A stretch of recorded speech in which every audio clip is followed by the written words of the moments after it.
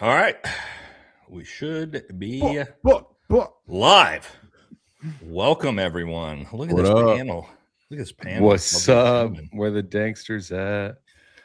All right, guys. We got me, we got Jesse, we got Aaron, Mr. Let Go, we got Danks, we got Matt, Trigger Smart, and we are going to do in this episode is just cover the entire Charlie Kirk. I don't know, what do we want to call it? Case? Debacle? It's like saga. Yeah, saga. Yeah, it's a saga. Yeah, that's what it is. It's a saga. And we're going to start at the beginning, guys. And basically from the time Tyler Robinson gets onto campus, we're going to walk through it. And we're also going to debunk all the things that turned out to be lies that we know are lies or misrepresentations. Things like the rifle that we were shown, which didn't happen to be the rifle, all of that type of stuff. So should be a fun one. And then it's going to get us ready for the trial Monday.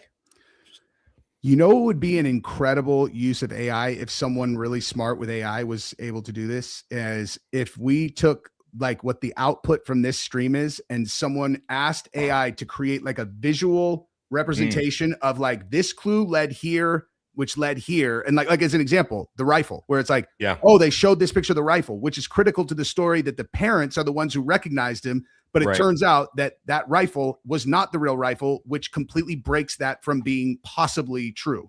Yep. You know, so we're gonna cover all that type of stuff in the trial. Do we want to? I know. Danks, you and Matt are like super spun up on the actual trial itself, right? And like where that's at, evidence wise, things like that. Is there anything we've seen in the trial that is? I guess they haven't shown the evidence that leads us to believe that they have something different than what we have been presented so far. Do we know anything like that yet? The biggest thing that I know of is going to be the, 300 terabytes of video from campus. Okay. That should be big. That's going to be huge. Right. Yeah, I mean, there's 200 terabytes just of personal files, all the additional information that they haven't, all the metadata, all the things that haven't really been diving into, you know, who knows what would be uncovered from that. The thing is, like when it comes to, because that footage is going to be very, very valuable for everybody. The thing to consider though is that I don't think anyone is even disputing that Tyler Robinson is on that roof. And so I think a lot of that footage is going to support the official story, even though the official story is not true, if that makes sense. You know what I mean? I mean, I'm just speculating, but do you understand what I'm saying? 100%. So do you guys think that they have footage of him actually being up on the roof? Well, they should. I know that there's a camera angle that could literally see where he took the shot from. Like in the prone, it should be able to see. I mean, Stephen Gardner and Gary actually went to UVU and they went up to where he supposedly took the shot from, and they angle the camera and they point to that one camera where we see the footage of him running off the roof. Yeah. There's another camera that can directly line of sight to the place where he supposedly takes the shot from. So I said from the beginning, if they don't show us that footage, that's going to be a big, big problem for me. Because I know you have that footage though. Would that say he did this to Charlie Kirk? I would still say no, because I would look at that as a decoy. You won't be able to identify it being Tyler. Like even if you see him take the shot, you're not going to be able to know for sure it's Tyler. And if you, and even if you could ID Tyler, maybe then you might not be able to see the shot. The only way, and then even if you do see him take the shot, you're like, they could have adjusted it with AI. It's all like video. It's tough, man. No. So to Jesse's point, and this will be early in what we talk about, is we're going to see, I mean, we already have this. This is fucking zoomed in, right? Like now we can't like see because he's got sunglasses, but to Jesse's point, he's not going to look different than this in the camera footage. This is fucking from 4 feet away, and we still can't tell who this is. So he looks so much more like Lance. If you look at Lance's TikToks, dude, like the one where he's out there and he's doing like the weird dance, that is the only person that picture on the left resembles to me. That does not look like Tyler Robinson at all. I don't think so either. But I don't think it looks like Tyler. But we'll get to that as we do it, guys. Also for chat, excuse me. If there's things we miss, if there's questions you have, just throw them in the chat, super chat them if you want them. I'll try to keep up with the super chats as we go the best I can. That way I know chat, like there's so much to this. Like it's very easy to forget things, right? Like, oh, the fact that the you know, the rifle didn't get found by the dogs, and also the shell casings. Like, these are all. This is what I want to ask you guys before we get going. What are some things in the evidence hearing that you think we need to see to actually, if the official narrative, the FBI narrative, is to be true? What are some types of evidence you guys need to see for that to move you at all? I know for me, right out the gate, it's going to be the rifle. It's going to be the rounds. Show me these engraved rounds. Like, DNA. Explain to me why he threw his engraved rounds on the ground instead of just keeping him in his pocket when he left him with the rifle. Like, all of these things I think need to be explained. What do you guys have for like evidence that you think they've got to put forward to give us more than what we got? More information on the autopsy. What actually happened inside of Charlie Kirk's body. Yes. I need to know that, because regardless of who did what, the thought process that a 30-06 killed him would exonerate, you know, one way or the other. That's a great call. Yeah.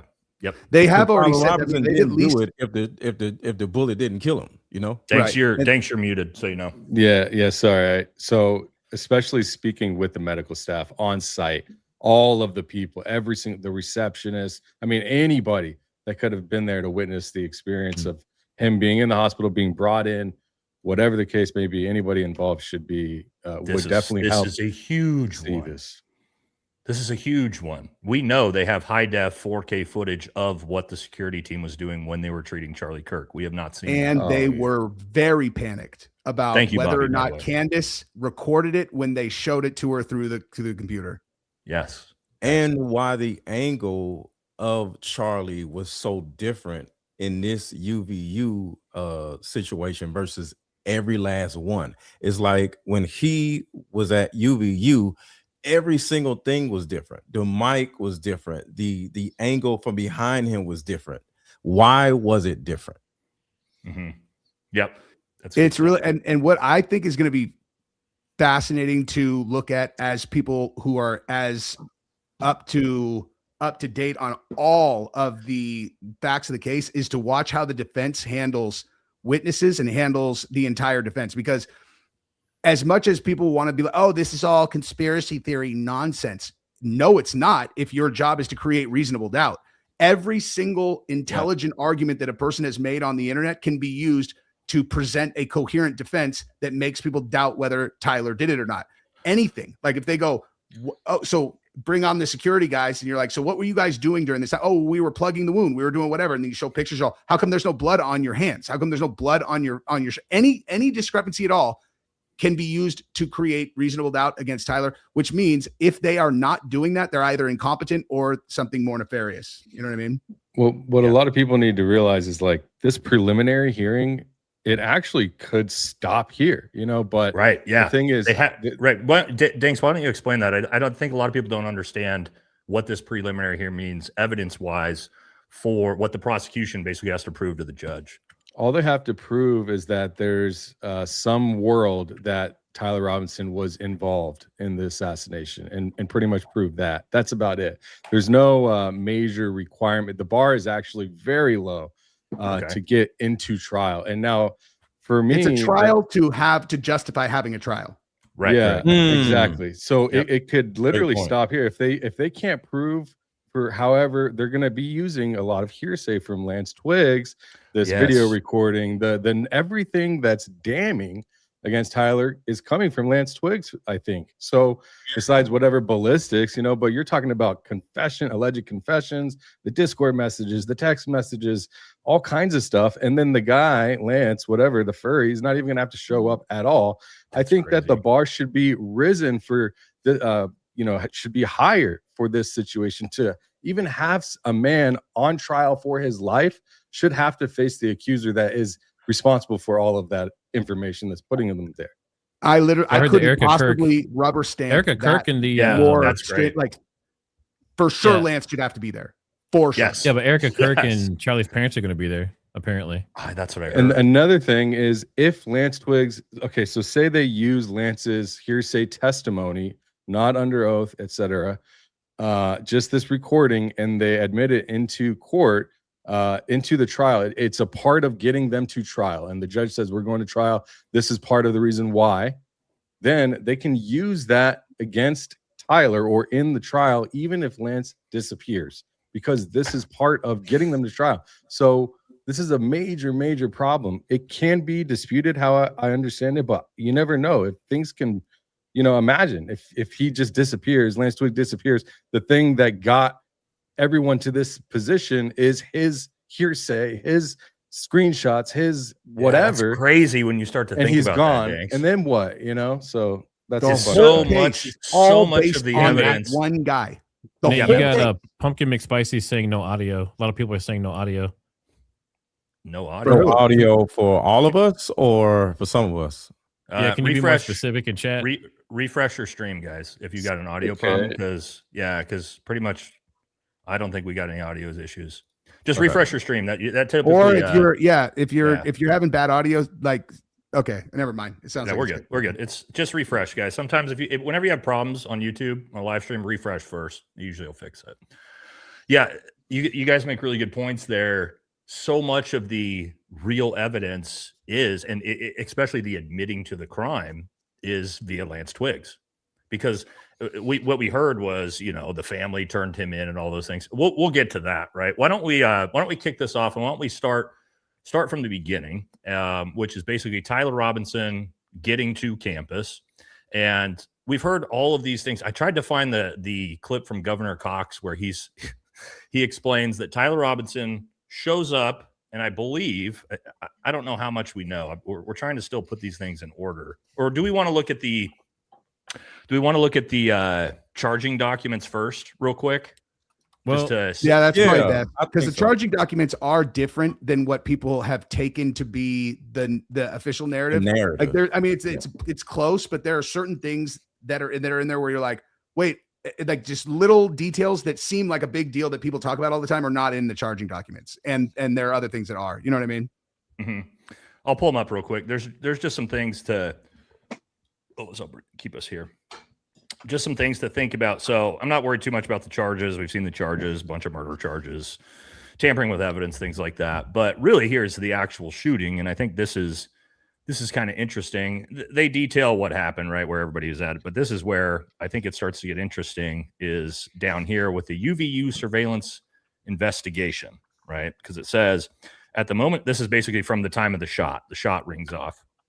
At the moment of the shot, a UVU police officer was watching the crowd from an elevated vantage point. As soon as he heard the shot, he began to scan the area for threats, believing the shot came from a rifle because of its sound. That's not what I've heard from everybody else in the crowd, but whatever. He looked for potential sniper positions. He noted a roof area. I mean, to me, this is bizarre. Like, this police officer immediately locates the shooter the second the shot rings off and rushes there to look for evidence. And if he's got line of sight to that roof, how is he not seeing him in advance if he's law enforcement? Right. It's or seeing him run off. You know what I mean? It's very, very bizarre. But this is important. This is important here because it's suspected shooting position adjacent to the open. It talks about where it is. And it says the UVU officer climbed over the railing down onto the roof. When he walked to the suspected shooting position and confirmed a clear shooting corridor to the position of Charlie Kirk's seat, he also noticed markings on the gravel rooftop consistent with a sniper having laid on the roof. I'm not, as someone who's done a lot of this, I have no idea what that would actually mean. And somebody laying on the roof, I guess. Can you tell someone's a sniper by the way they lay down? No, absolutely not.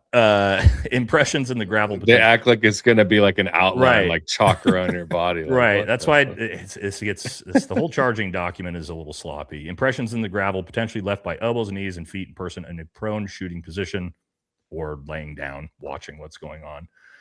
Then it says police reviewed for surveillance footage from the camera covering the roof and discovered that recorded an individual dressed in dark clothing cross the railing from the public walkway and drop onto the roof at approximately 12:15, although the individual moved out of the camera's view. This tells me right here, for a short time, the camera again captured the individual running across the roof, then low crawling the area, the UVU area, or the UVU officer recognized where the suspected sniper dropped into a prone position. I'm assuming they're saying they don't actually have camera footage of him taking the shot.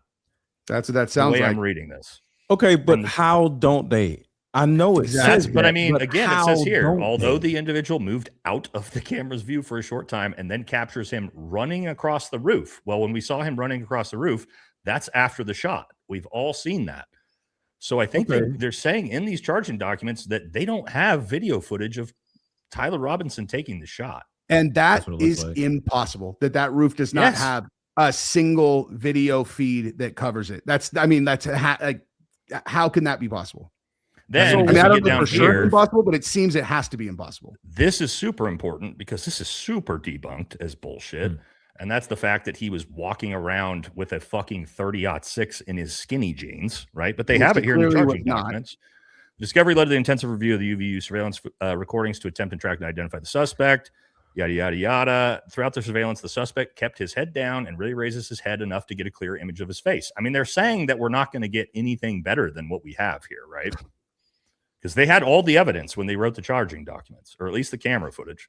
As he proceeds across the campus, he is seen walking with an unusual gait. Now, is this before or after the shooting? This has got to be before, right? Now, I have that footage. Well, this would be before because 11:15 is before the shooting here at 12:15, right? Yeah. But anyway, we'll get to it. It says the suspect walks with very little bending in his right leg. This is the TMZ footage. They are citing the TMZ footage outside of what's that guy's house? The fucking Joe Lyman's house, right? Cousin's house or something like that. I'll pull that up here in a second. But I've also disproved that he has a 30-06 in his pants from that footage already. Consistent with let me finish this real quick. Consistent with a rifle being hidden in his pants.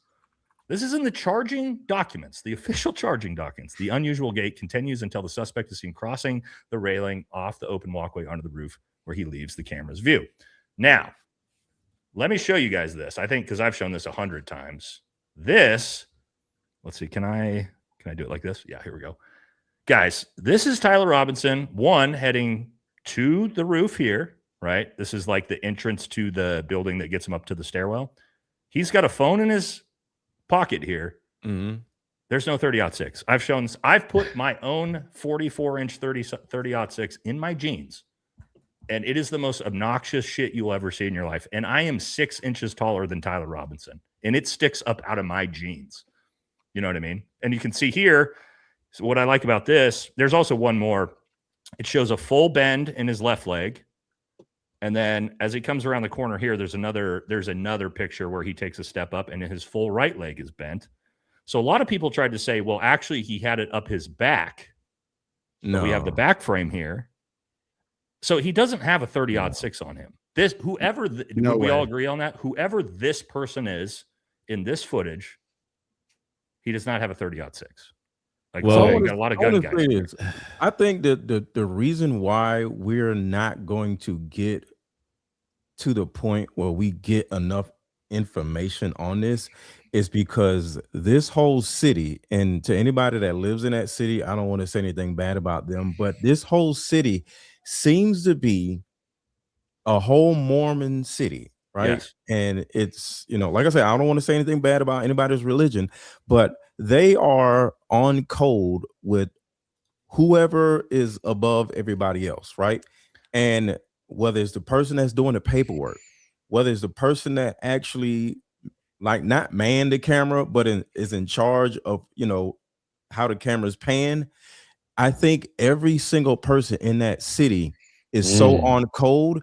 All they have to do is make a call, because that usually is somebody's cousin, somebody's wife, somebody's friend, and they can just say, hey, get rid of that camera angle and just throw it out. And no matter who it is in that city, they're going to stay on code with everybody else. And it's like ganged up.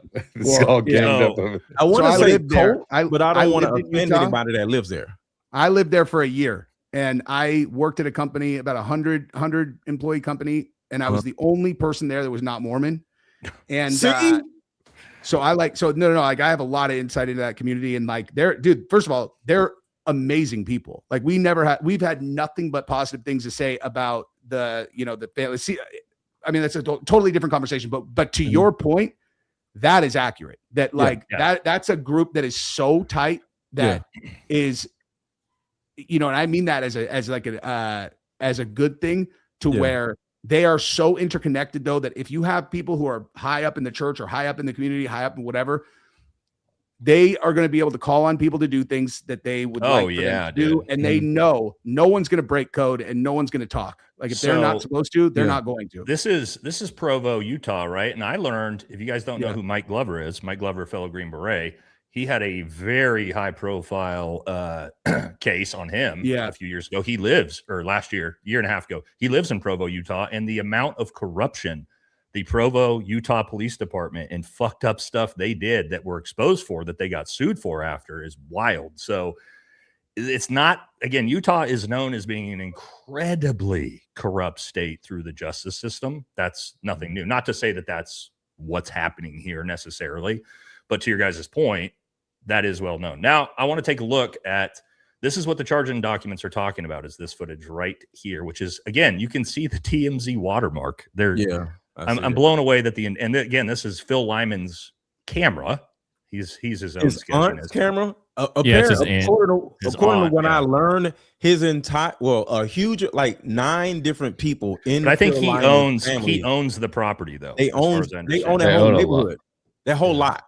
No, the whole block. I mean, the whole block. They own a lot of property in different areas. I did a records check on there. They own a lot of property. Hey, that's so this is kind of bizarre, and again, this was immediately the footage. But let's look and see if Tyler Robinson.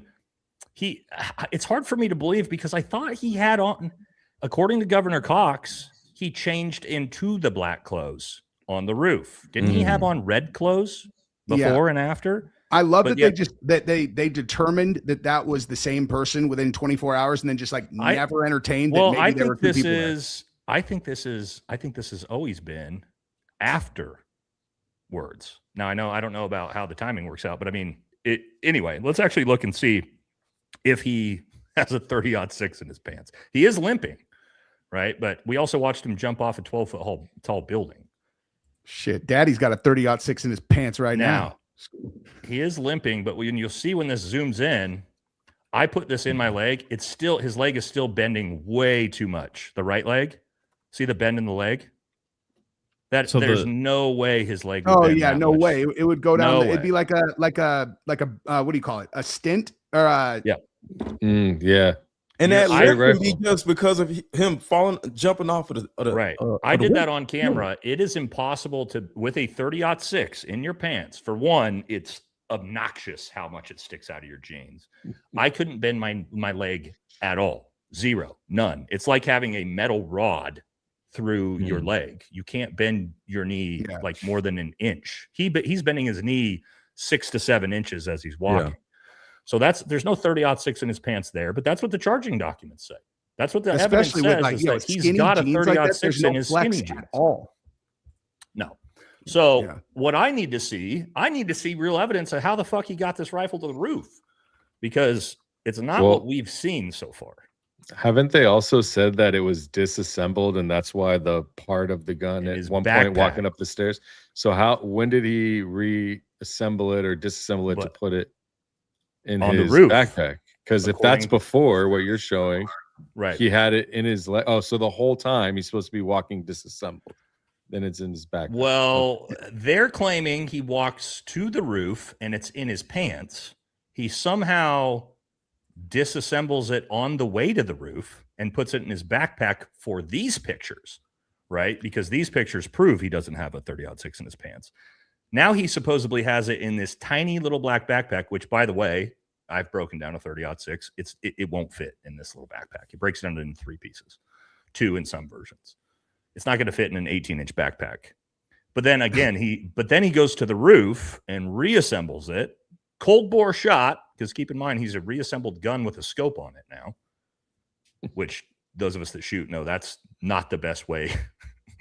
Not the best way to take a long gun shot is with a reassembled rifle with a cold bore scope, and then disassembles it somehow back in the backpack, reassembles it in the woods to leave it there in a towel, and then also dumps the extra shell casings out of his pocket and then leaves them with the gun for some reason.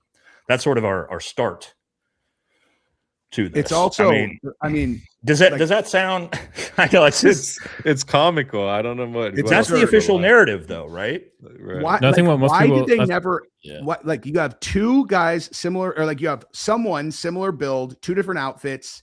I don't understand why they just went, oh yeah, one guy changed clothes. If you don't have him on video changing clothes, why did they never entertain that his homosexual furry boyfriend, who is an identical frame, was not one of these two, and one of them put the rifle up there, left, the other guy comes up there afterwards and does it. You know, like there's like a million ways that this would make more sense than all of the things that are supposedly the official story.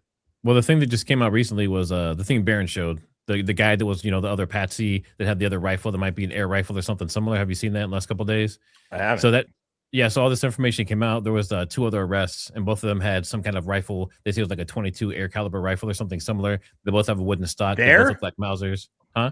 They're at the scene? Yeah. Yes, yeah. He got arrested. What? Project Constant. With a 22 caliber, like nitro pistol, like a nitro piston air rifle. That's not the point, though. The point is that there was other people there with guns. They got arrested.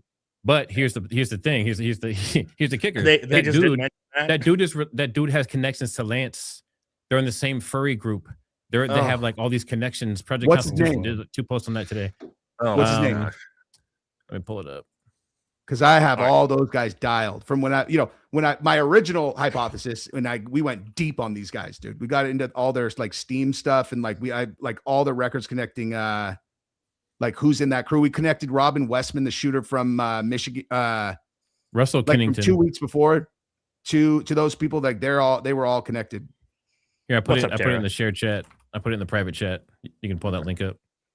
Thanks for president. I'm gonna hit super chats as we go, guys, as you guys are like bringing up points and stuff like that. Down from the campground, so I have the signal, but there's a party from the 4th in Park. Just happy to say 4th of July. Thank you. What has 10 arms and 6 sleeves? These dudes, yeah.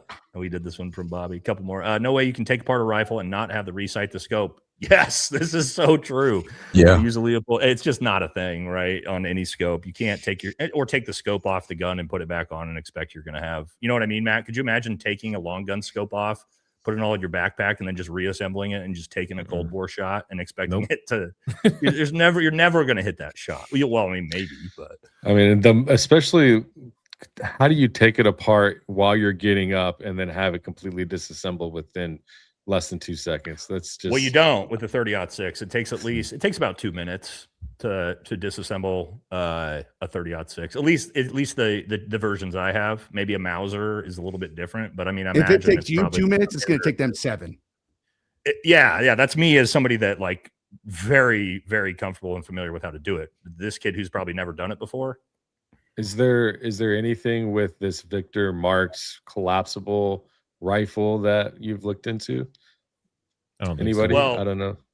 So, I mean, I've said from the beginning, if you were to talk about like this being an AR-15 style weapon with like a 300 blackout round, yeah, I mean, my AR-15 can collapse down into something that could fit in a backpack in 3 seconds. But that's what I was saying too. You don't need this special fold AR to do that. No. But like I have a 10.5 that can do it. A World War I era Mauser is not got a collapsible butt stack on it. Like that's a good point. Collapsible butt stocks in World War I. Like that's if it was a different type of gun, it'd be a different type of conversation. In that era, what a collapsible stock would be, they would literally think that you just showed them an iPhone. Yes, exactly. Yeah, there's no like high speed collapsible butt stocks in 1918, man. That's not what we're talking about. So, all right, where were we at here talking about? Okay, so we got him coming to campus, getting up to the roof. Obviously, that is silly. Let's talk about the shot being taken. I got to see something in the trial about this shit, man, which is this, dude. Right? We've got George Zinn. You're telling me that this fucking guy just happens to be here. The second the shot rings out, he pulls his pants down and starts screaming, "I'm the shooter." But there's no involvement. There's no connection to him with what's going on. Does anybody believe that? Like, I mean, maybe.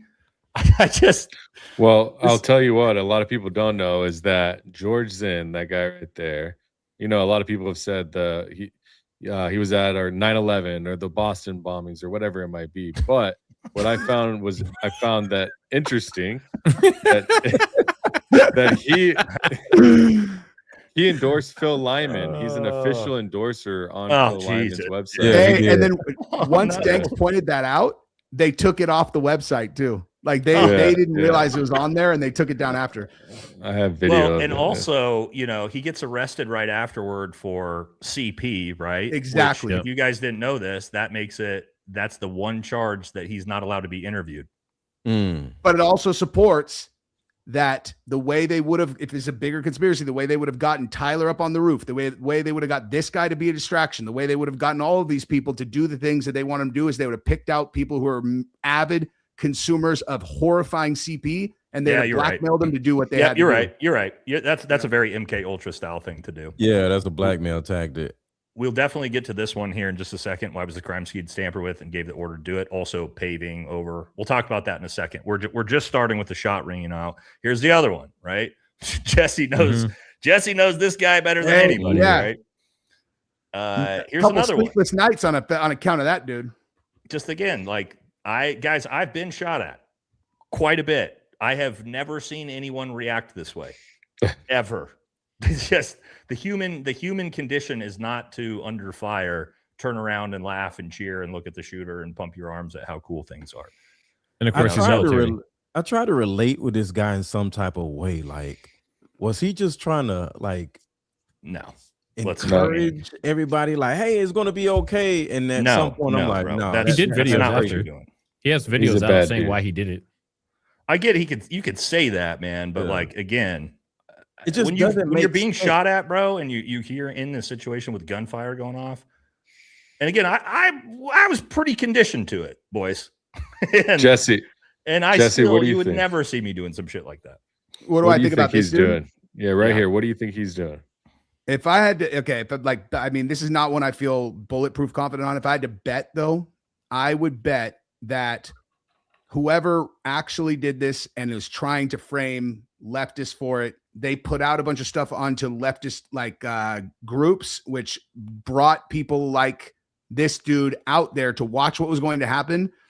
And when Charlie got shot, I think that this was a left, because when Trump got shot and survived and the whole crowd started chanting USA, I think this guy was chanting USA because he thought Charlie had actually gotten killed. And so this was him like rubbing it in the right's face that like, hey, we got your guy this time. Yeah. Okay. That makes sense. That makes sense.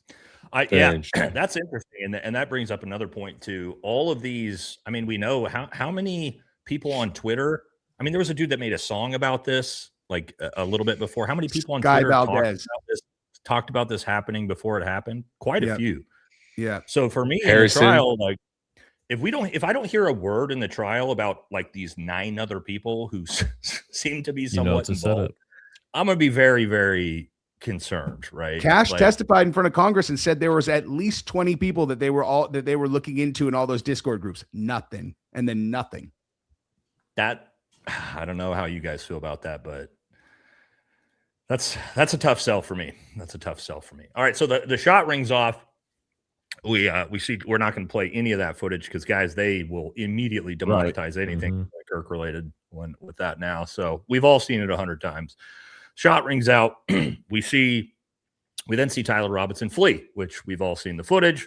We don't always see is the frame where he's running. We don't get to say him getting up. We don't see him reassembling or disassembling his rifle. He supposedly leaves the screwdriver. It's got his DNA evidence on. He runs. He jumps off the roof. Doesn't look like he has a gun on him. And then makes it off to the chicken coop. Reassembles the rifle. Dumps it in the woods. Also, for whatever reason, takes the other 3 rounds out of his pocket and throws them on the ground, engraved, because why not? Sure, let me leave all the evidence rounds, here. I thought weren't the rounds still? They were still in the magazine because he had only taken 1 shot and hadn't shot. Was that what it was? Yeah. Okay, so that would make it although again he had to reassemble the rifle and put the magazine back. Yeah, true. Which makes no sense. Yeah, and then leave it there.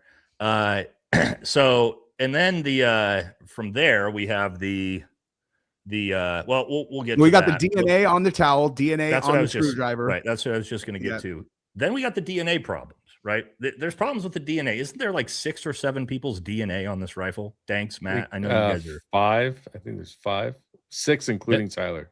And do you guys think that maybe Lance, who definitely has access to Tyler's DNA, could have? I mean, everything that is going to be out in the messages and the confessions, Lance could have done, and the DNA evidence, Lance easily also could have done. You know, but there's still 5 other people. Are they? They were dirty ass dudes over there, man. It's probably a bunch of they're Magic the Gathering nerds. But correct me if I'm wrong, guys. They weren't able to. Now, this is not that uncommon for like a murder trial with a weapon. Maybe like the law enforcement officers get their hands on it, whatever. But you can exclude them from the DNA or the fingerprint samples because you can just prove it with or back check it to the law enforcement officers.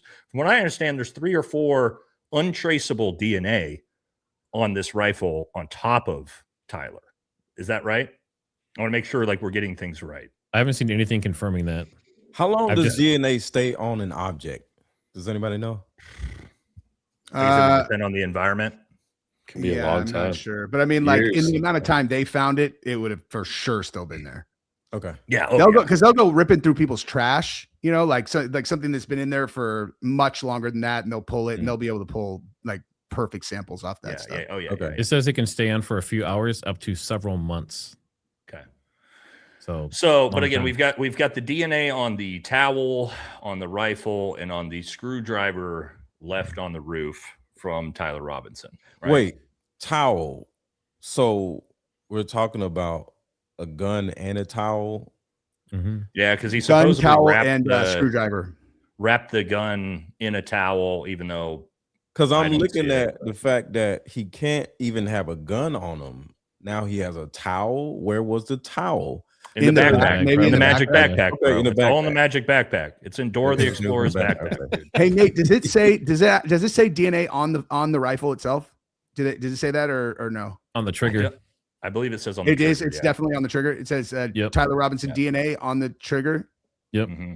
And you can get a finger. Obviously, you can get a fingerprint from a trigger, of course, right? However, not a full one though. I would assume. However, does that necessarily mean that rifle was used to take the shot? It's a 30-06. I don't believe that. So I said on day 2 or day 3, I was on Alex Jones' show. I said, very easily you could have had a situation where Tyler is the patsy or Lance is involved, and they're told to stash that rifle in the chicken coop so that the actual shooter can come by, get it, and take the shot. And if that's if Tyler is as a patsy or MK Ultra type thing, and again, who knows here, right? We're speculating. He's gonna have his DNA on it because it's his rifle. Did they GSR Tyler? No, not that I know of. I heard early on that they found it in his car. Like, how would they not test his? You know what I mean? If you got his fingerprints supposedly like in his text messages, he's all hope they don't get my print, so he wasn't wearing gloves. So obviously, you should be able to GSR him, and either he has it or he doesn't, right? Well, I don't know. Let's talk about the rifle though, right? That's where we're at. So the rifle itself, we're given. I forgot to. Anybody got the picture of the rifle? We're given. Hang on. We're given the this goes viral. The stock footage of the rifle. We've all seen it, right? In the cardboard box, right? At nighttime with the flashlight. And so much of the story that we were told with the evidence, actually, it's important because of this rifle. Because the rifle itself that we're shown, we're told then that his parents recognize it, right? Mm-hmm. And they text him and ask where the rifle is because they saw it on TV. Isn't that what we're told by the official narrative? They saw an image of the rifle which matched the one that his the father's father had given to Tyler or whatever. That's obviously why this was such a huge, because I'm like, this doesn't look like 1911. And then that's from Walmart, dude. Yeah, when you image search this not only doesn't, it looks very similar to a more mainstay Mauser. It looks identical to a Ruger, Ruger. Like the most common 30-06 on Earth is like the Ruger whatever that you can. Yeah, it's Ruger American. It's a Ruger American 30-06 with a scope that's like 5 inches too far back on it. But point being is, this is not the rifle. Yep. So the entire narrative that Tyler Robinson's parents saw the rifle, that's how they knew it was him. But again, did that ever even make sense? Like, if I saw a random picture of a Browning 30-06, would I be like, yep, that's mine? Right. From 3 hours away in a random, like, okay, that never made sense anyway, because there's, like, to say that you recognized your gun from, a situation like this was bizarre. But so we know that's not it. But that's what we were told, is that Tyler Robinson's parents saw the rifle, they contacted him, and then they turned him in because he admitted that to them. Now, I know Barron debunked this, right? Through and look at this mount job. Like, am I tripping, or is this like I don't know what the hell's going on. The scope is like 4 inches too far back on the gun to begin with. This looks like AI in itself. It does right there, huh? Yeah. I've never even looked at that Actually, before. you're right. This looks crazy. That's not attached to shit. No, it's all mushed together. Yeah, you're right. That's completely fake generated image. I literally never even done this. I just was looking at it right now, like, that doesn't look right. Yeah, that's a fake image. So I did a video on this. I deep dived on this whole thing. So New York Post says that is the gun. That's the gun. But who is the New York Post? Hold on. And if you look at the evidence and you look at all the stuff that's been submitted for this probable cause case, they say that there's a gun in a box is one of the line items. So I think that is supposedly the exact gun, according to everything I've seen. I did a whole video on it. But didn't the FBI come out and say that's not the gun and that they haven't released anything? And no, I thought this was leaked to Steven Crowder. This image. No, it was some podcasters came out and said it wasn't and it was fake and all that shit. But that's why I dived back into it, because I saw something came out and they're like, no, this is the gun. I was like, but no, that's not a World War I era Mauser. It's got a synthetic stock on it. Correct, but it's sporterized, so it's a Mauser.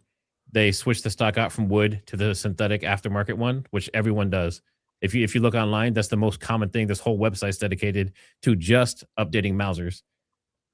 Right. So not only did they update the stock to be a synthetic stock, but they also updated it to be a 30-06 instead of a 8mm or 7.62, whatever the original ones were. So based on everything I can find, they're claiming that is the gun. That is the gun now. According to New York Post and according to everything I can find. New York Post is still saying that corpse of Epstein at the corner is him too. Yeah. Like, I mean, somehow the New York Post is just they're conveniently getting these things and then they get debunked later. I mean, he doesn't even have the scope on correctly enough to even fire a real shot on that. So and that's my thing. That looks like a AI picture right there. I mean, literally, if they're actually saying that this is actually, then we do. I mean, if they're really saying that, then you actually do have to look at this. And it's like, bro, this is not attached to anything. No, it's not. Like, this is like, it's not, it's like you can't shoot anything with this from a long distance. No, you're right. Now that I'm looking at it, that scope is not attached to that gun. It's not attached right. Unless, I mean, maybe it's not attached at all. Like, it could, maybe it could be a super low profile mount, but it would still be pretty shitty either way. That's not put on correctly. I'm just saying, using that, whatever it is, whether it's AI or real, you cannot shoot anything accurately from 100 yards away. Well, you can shoot anything. You can shoot anything accurately if you practice with it. If you zero it in, even if it's on shitty, like steady, you might be able to. But this is. But the thing is, he couldn't have though, because he fucking disassembled and reassembled it. Oh that's right. Yeah, you're right. Threw that on, dude. You're right. He just threw it on all fucked up and then took the perfect shot to the from net. 140 yards with that much distraction, noise, and everything else. It's not. It can't be zeroed because you can't take the scope off of a gun and then have it still be zeroed. That's not how zeroing a weapon works, right? Yeah. The second you take it off, it's no longer zeroed. You have to re-zero it. So re-zero it. Unless the only way you could zero it would be if he had one of those laser pointer 30-06 rounds, and then he did it like through the scope, and then there's no fucking way that happened. You're right. Impossible. All right, so according to Matt, and again, Matt, I'm not saying you're not wrong. We're just trying to figure these things out so we have a good understanding of the evidence as we know it going into Monday. That as we know it for now is what the FBI is saying is the actual gun. Yeah, because the New York Post did it twice. Two separate posts they did said this is the weapon found on site by the FBI in like the caption of the gun. So they're saying it is. I'm not saying it is. They're saying it is. Right. But, No, that's fine. Yeah, yeah. that's fine. We'll just this doesn't mean that I don't believe that 30-06 got used no matter what to kill him, but guess who? But guess who runs and basically owns New York Post? I don't know. Rupert Murdoch. I could guess. Was it Murdoch. it's Murdoch? You'd probably guess right. Rupert Murdoch. Is it? Of course. Right. Yeah, the Murdoch family. Yep. Yeah, so Fox News. Yeah. Okay. So I'm really starting to believe that 60 Minutes interview that Candace recently played. I mean, it's all a stage, and we're just watching it unfold, and it's at scale, all the way up to the top. It really concerns me that Barron's FOIA request about the plane came back from the Presidential Airlift Group, and that's if Huachuca is connected, that implicates all the way to the top, and that's a scary place to think about. Well, if it goes all the way to the top, that means I'm right, and he's in WITSEC. If it goes to Trump, well, if it goes to Trump, that also, that leads into a lot of my theories, because I'm not saying he's the one who's behind it, but I am saying that it sure seems like Charlie Kirk would have been a really big problem for Donald Trump moving forward with a lot of things. The Iran war, Thomas Massey, the Epstein files, like these are all things that Charlie Kirk was going to be a big fucking problem for Donald Trump. Think about the data centers, AI, all the all other of those things. Yeah, I've certainly never pushed back against money, them having a massive motive to knock him off. All right, let's hit some. Go ahead, Aaron, and then we'll hit some super chats. I want to make sure we stay with these because the questions are kind of like filtering in as we're talking about this. Go ahead, though. If Charlie Kirk was getting paid by them, and for whatever reason he turned on them because he was with them at first, and then he turned on them and he turned down money, I can't see them not getting rid of him in real life because he started turning down money. So to fake his death would mean he took the money and actually be able to trace that money that was offered. But it's on record that he turned the money down. So if he turned the money down, I think he is dead because he turned the money down. We do know that he turned the cash influx down. Yeah. Do we know for sure that TPUSA accepted that cash influx afterwards he was killed? I've heard. Did you see what Andrew Colvett said today on X? I literally just did a video about this where he's saying that not only did they never get offered that $150 million, but that even if they did, they wouldn't have been able to take it because of XYZ. And what I commented on is like, okay, so let's just say that what he's saying is like even partially accurate. What he definitely did not say is that he said TPUSA can't take that money. He didn't say Charlie or him couldn't have taken that money. Like, because that they offered Trump $200 million to agree that if he won to let them annex the West Bank, right? Like that's essentially bare. So like, what would the difference be? Like, you think that these people don't have ways to just give people $150 million? Like, they just have like a cold storage Bitcoin wallet and have $150 million on it. You know what I mean? Didn't Candace say that they rolled it into a stock investment, like a startup, something like that? Yeah, something like that. Yeah, but and Andrew just denied it publicly. Like, but just denied it. Yeah, but you have to watch out for these fucking people, right? Because they're crafty. Because to Ganks's point, what he'll say is TPUSA never accepted $150 million cash influx. While he's denying not lying, part of the story. Well, he's not. While he may not be lying that they didn't accept a $150 million cash investment, they may have also, to in a different form, accepted $150 million in a different form, in an equity investment. So that's where you got to be fucking careful with these people with the way that they deny things like that. You know? Yeah, just listen to them like you're a lawyer. What do they not say? I have a art theory that I'm still scared to do a live about to this day because I'm afraid of getting sued. But then you probably shouldn't talk about it. Yeah, this is the worst possible place for you to talk about this. If you don't want to get sued for this, Aaron, literally, I can promise you. I get some of our friends are watching this right now, getting ready to do some expose. Shit. So I would save that for your own stream. Yeah. We'll move past that one. All right, let's hit some of the super chats so Aaron doesn't get us all. Yeah, everybody can monetize all at once. Yeah. All right, we're going to talk about this. Why did they not preserve the crime scene pavers? Why did they not collect all the evidence? His phone, the car, etc. We will talk about that here soon. If you have a viewer saying no audio, yeah, just refresh. Type F5 in the chat. How do you say refresh? Works if the viewer can't Those hear beans you. look good. Yeah. Thank you. Have any of you actually watched a case from beginning before to end before investigation, all pretrial hearings and the trial? Mhm. I have. Yes, I did with a Diddy trial. Yep. This is my So first.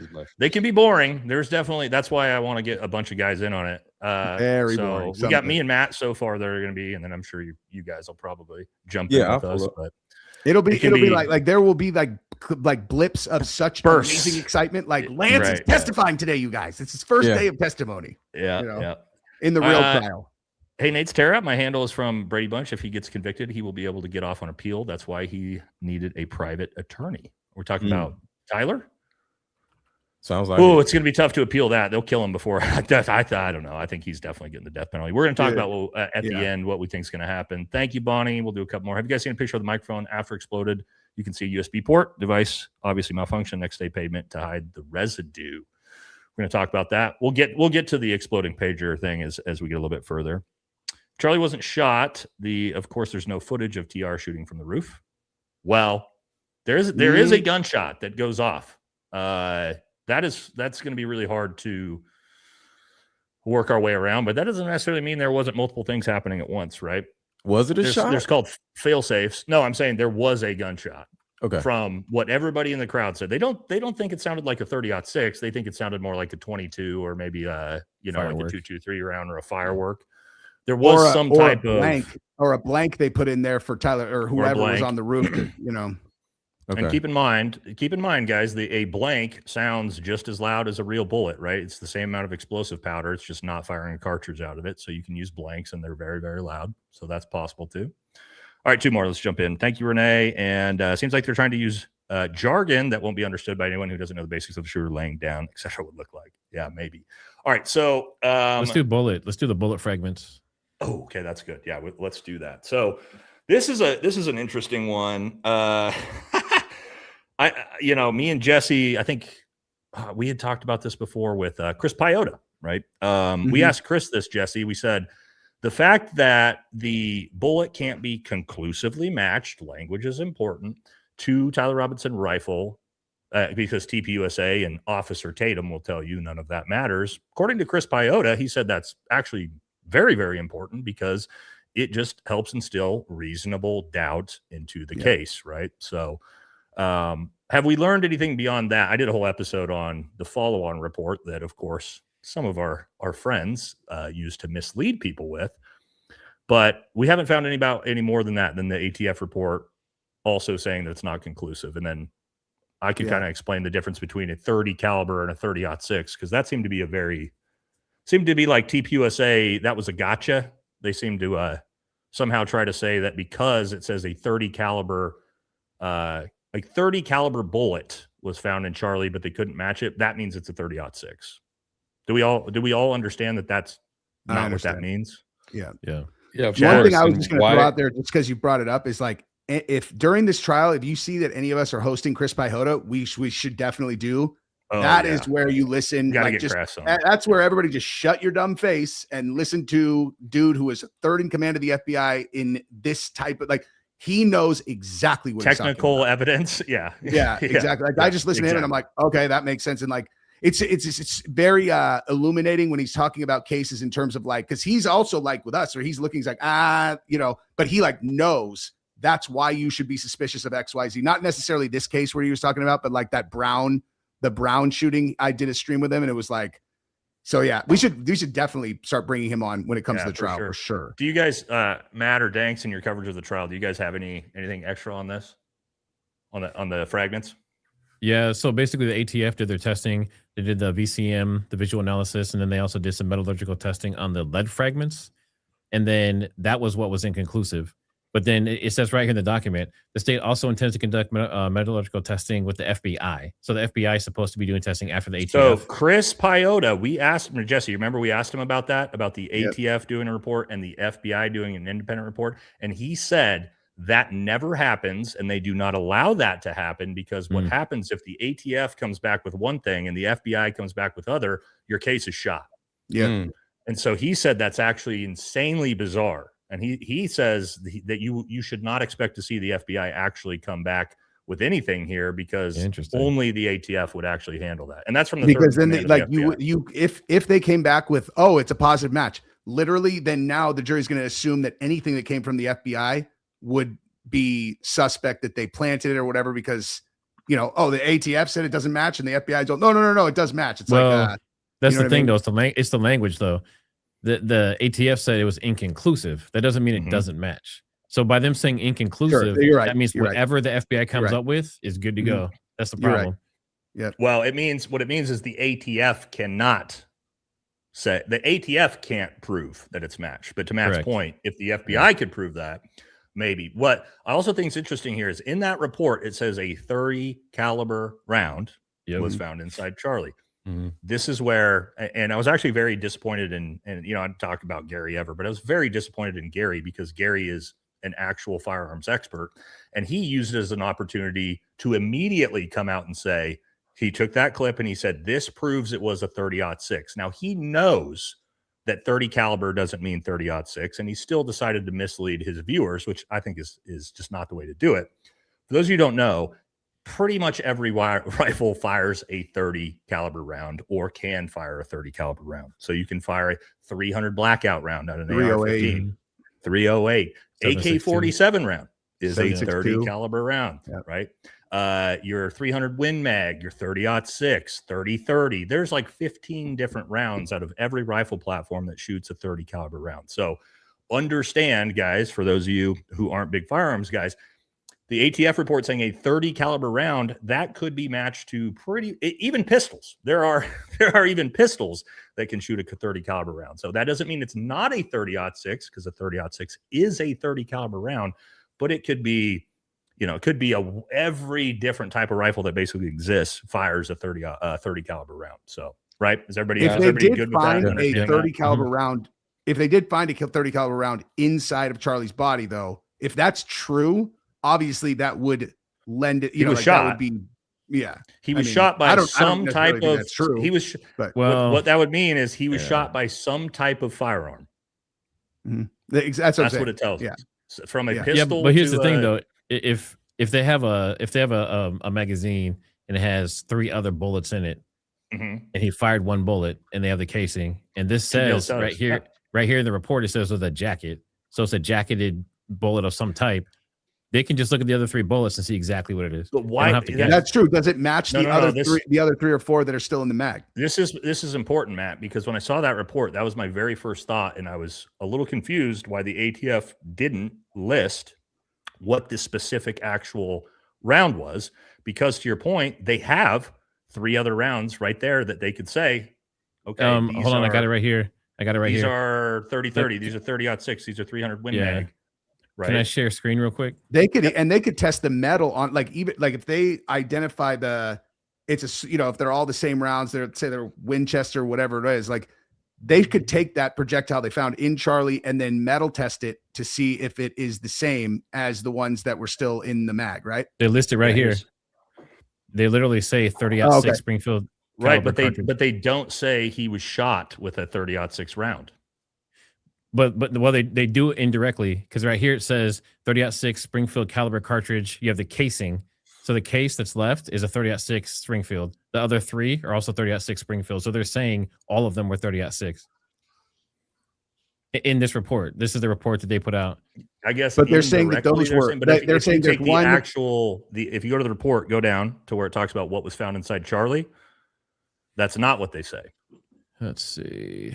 Yeah, so they're saying inside the magazine you have 1 spent casing, and they also say they can't conclusively match the round found in Charlie to those casings, to that, which is crazy because, like I said, they should be able to. This report even as well. If the normal way that you check ballistics and try to match is, I'm not. You guys probably know this better than me, but like the markings on it from the barrel or whatever.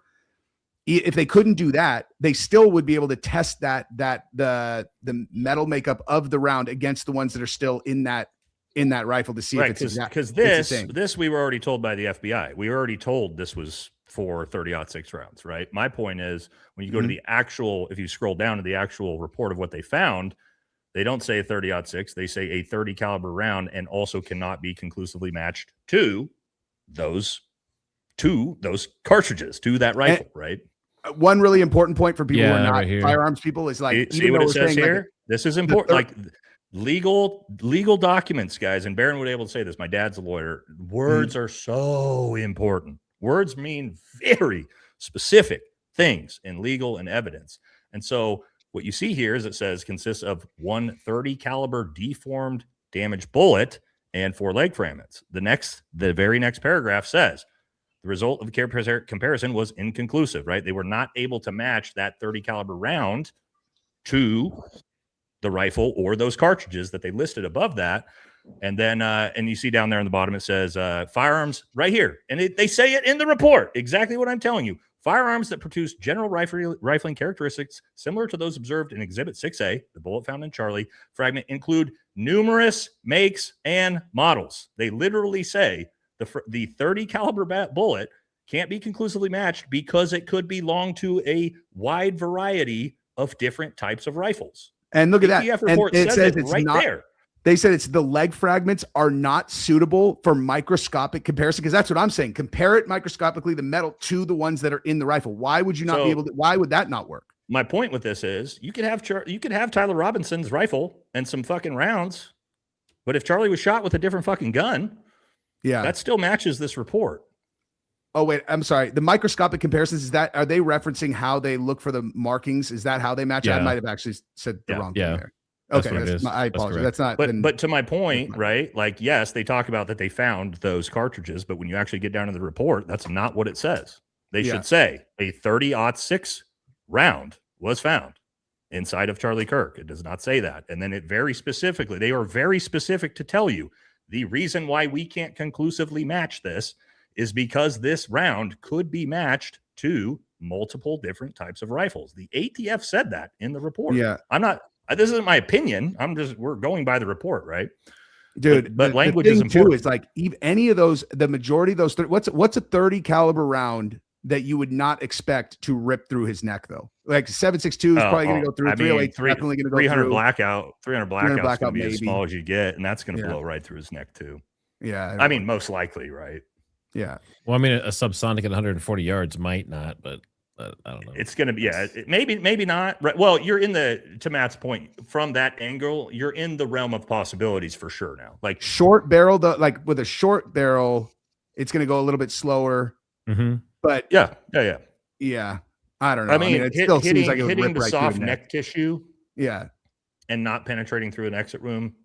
I mean, you'd expect even a pistol round to do that. But to my point, you are in the realm of like statistical probabilities here that if it was, let's say, AR-15 with a 300 blackout round, to Matt's point, maybe, right? Now, you could very easily not very easily, it'd still be statistically low probability, but it's in the realm of like, if the FBI would have told me that right out the gate, it was an AR-15, I probably would have been like, okay.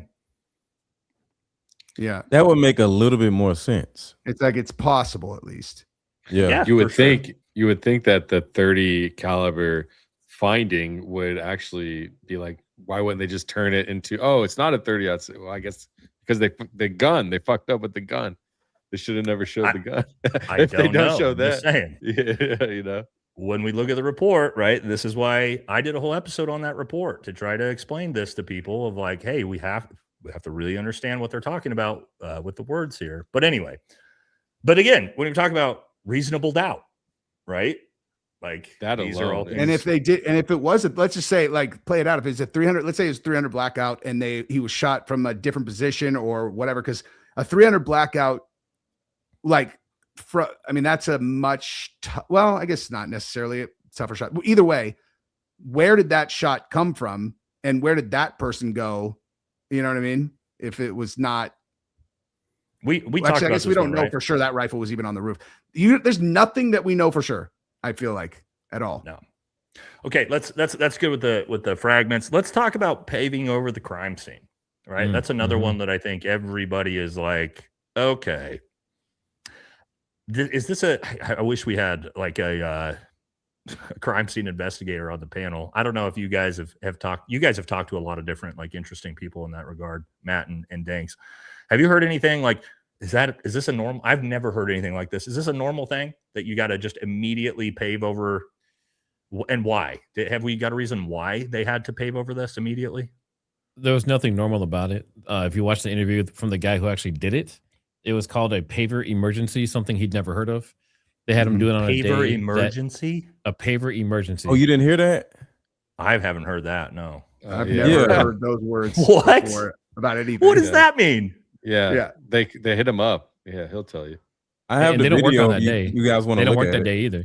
So he had a really hard time finding people to help him because no one else usually works on that day. And basically, long story short, they hired him. He jumped in and did it. And afterwards, he's like, it seems kind of sketchy. But the soil had already been removed by somebody else, and the people that did it before, I guess they were like the UVU crew or something, or they work for the state. So it was all sketchy. But they removed 10 inches of earth to do pavers. Why? I don't know if that's normal. Do we know Did you why? want to see the actual video of the can- guy talking? I can tell you why.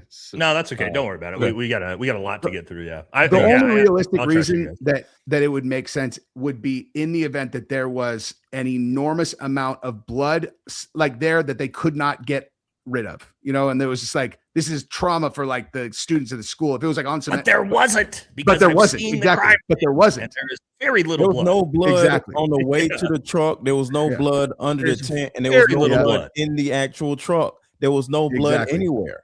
Nowhere. The only thing I can say for sure is that guy that did the interview that Trigger Smart was talking about, and that Mr. Lecco wanted to play, is that he said that the governor Cox, and the FBI, he either said Yep, he did say that. FBI. I don't think he named anybody. I don't think he named Cash Patel. But he said FBI and Governor Cox said that it was coming from them. So it's coming from the top of the top. What? The person telling him, Yep. directly. And then also no. in the school's schedule for that day, or their work schedule of doing renovations, they had that in there. I don't know if they inserted it in. I don't know enough details about that, but it wasn't in there. I'm sorry. And then they added it into their schedule, so it wasn't on the pre-approved plan, is what I meant to say. And they then- needed. No, I see what you're saying. So it wasn't like, hey, it just happened. Like they were going to be doing this anyway. Just No, happened to be opposite. unfortunate coincidence. Opposite. They No have shit, a they were list like- of things that they usually do, and it wasn't in there. And then they Oh my added that God, work. dude. I And it didn't was know that. done on a Sunday, a day that In he didn't Utah. work. Yeah, in Utah. So he turns around and is just like, yo, okay, I'll get to it Monday. And part of the emergency was like, I don't work on Sunday.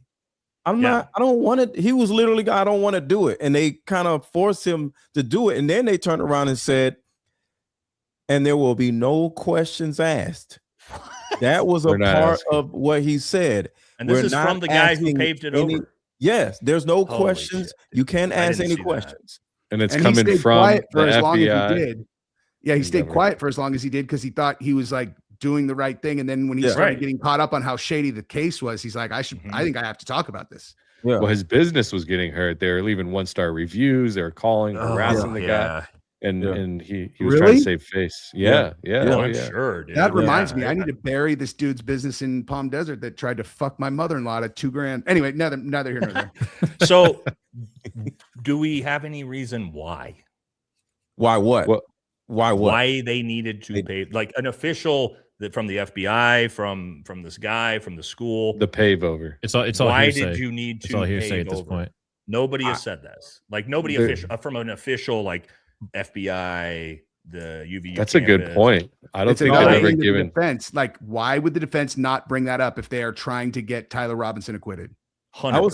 I would say I think they've just said beautifying the property and like cleaning it up. I think work they wanted to do, but they never did. I don't think they've given an official. I mean, that's a response on crime scene. I Dude, would Nate, say the how fun would it reason be why- if we got Tyler to hire us as his defense team and we got to actually just roll in and just try this thing and to bring up That'd people be- who are like, yeah. have you ever I heard mean- of this? Like, dude, you can Yeah. tear this case apart. If Yeah. there was a good reason for it, wouldn't they just be able to say, "Here's the reason," and we'd go, "Oh, okay, that makes sense."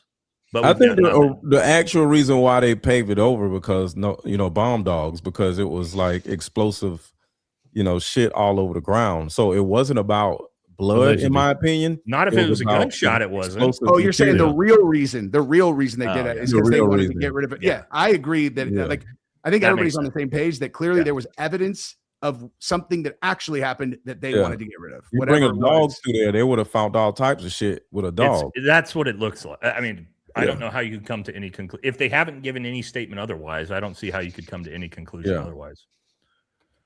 So, I mean, Now playing devil's advocate. no, Matt, these are good. These are good. Go, right? Matt. So playing devil's advocate, because I had the same question, because I can't say who, but I've spoken to people at UVU. I told them I wouldn't say, who specifically it is. So you're looking at, so say the crime happens today. 4 days later, it's like 4 or 5 days later, they do this paving, right? So there was plenty of time if somebody wanted to go there and find some residue or something or catch something, they had plenty of time to do it. But the fact that it was done on a Sunday, it's kind of sketchy, whatever. But 4 days later, that's plenty of time for the FBI and the police to scrape everything, get all the samples they need. They had plenty of time to do all that. Because I was like deep in that for like probably 2 weeks, and Do I was we like, is it know- normal?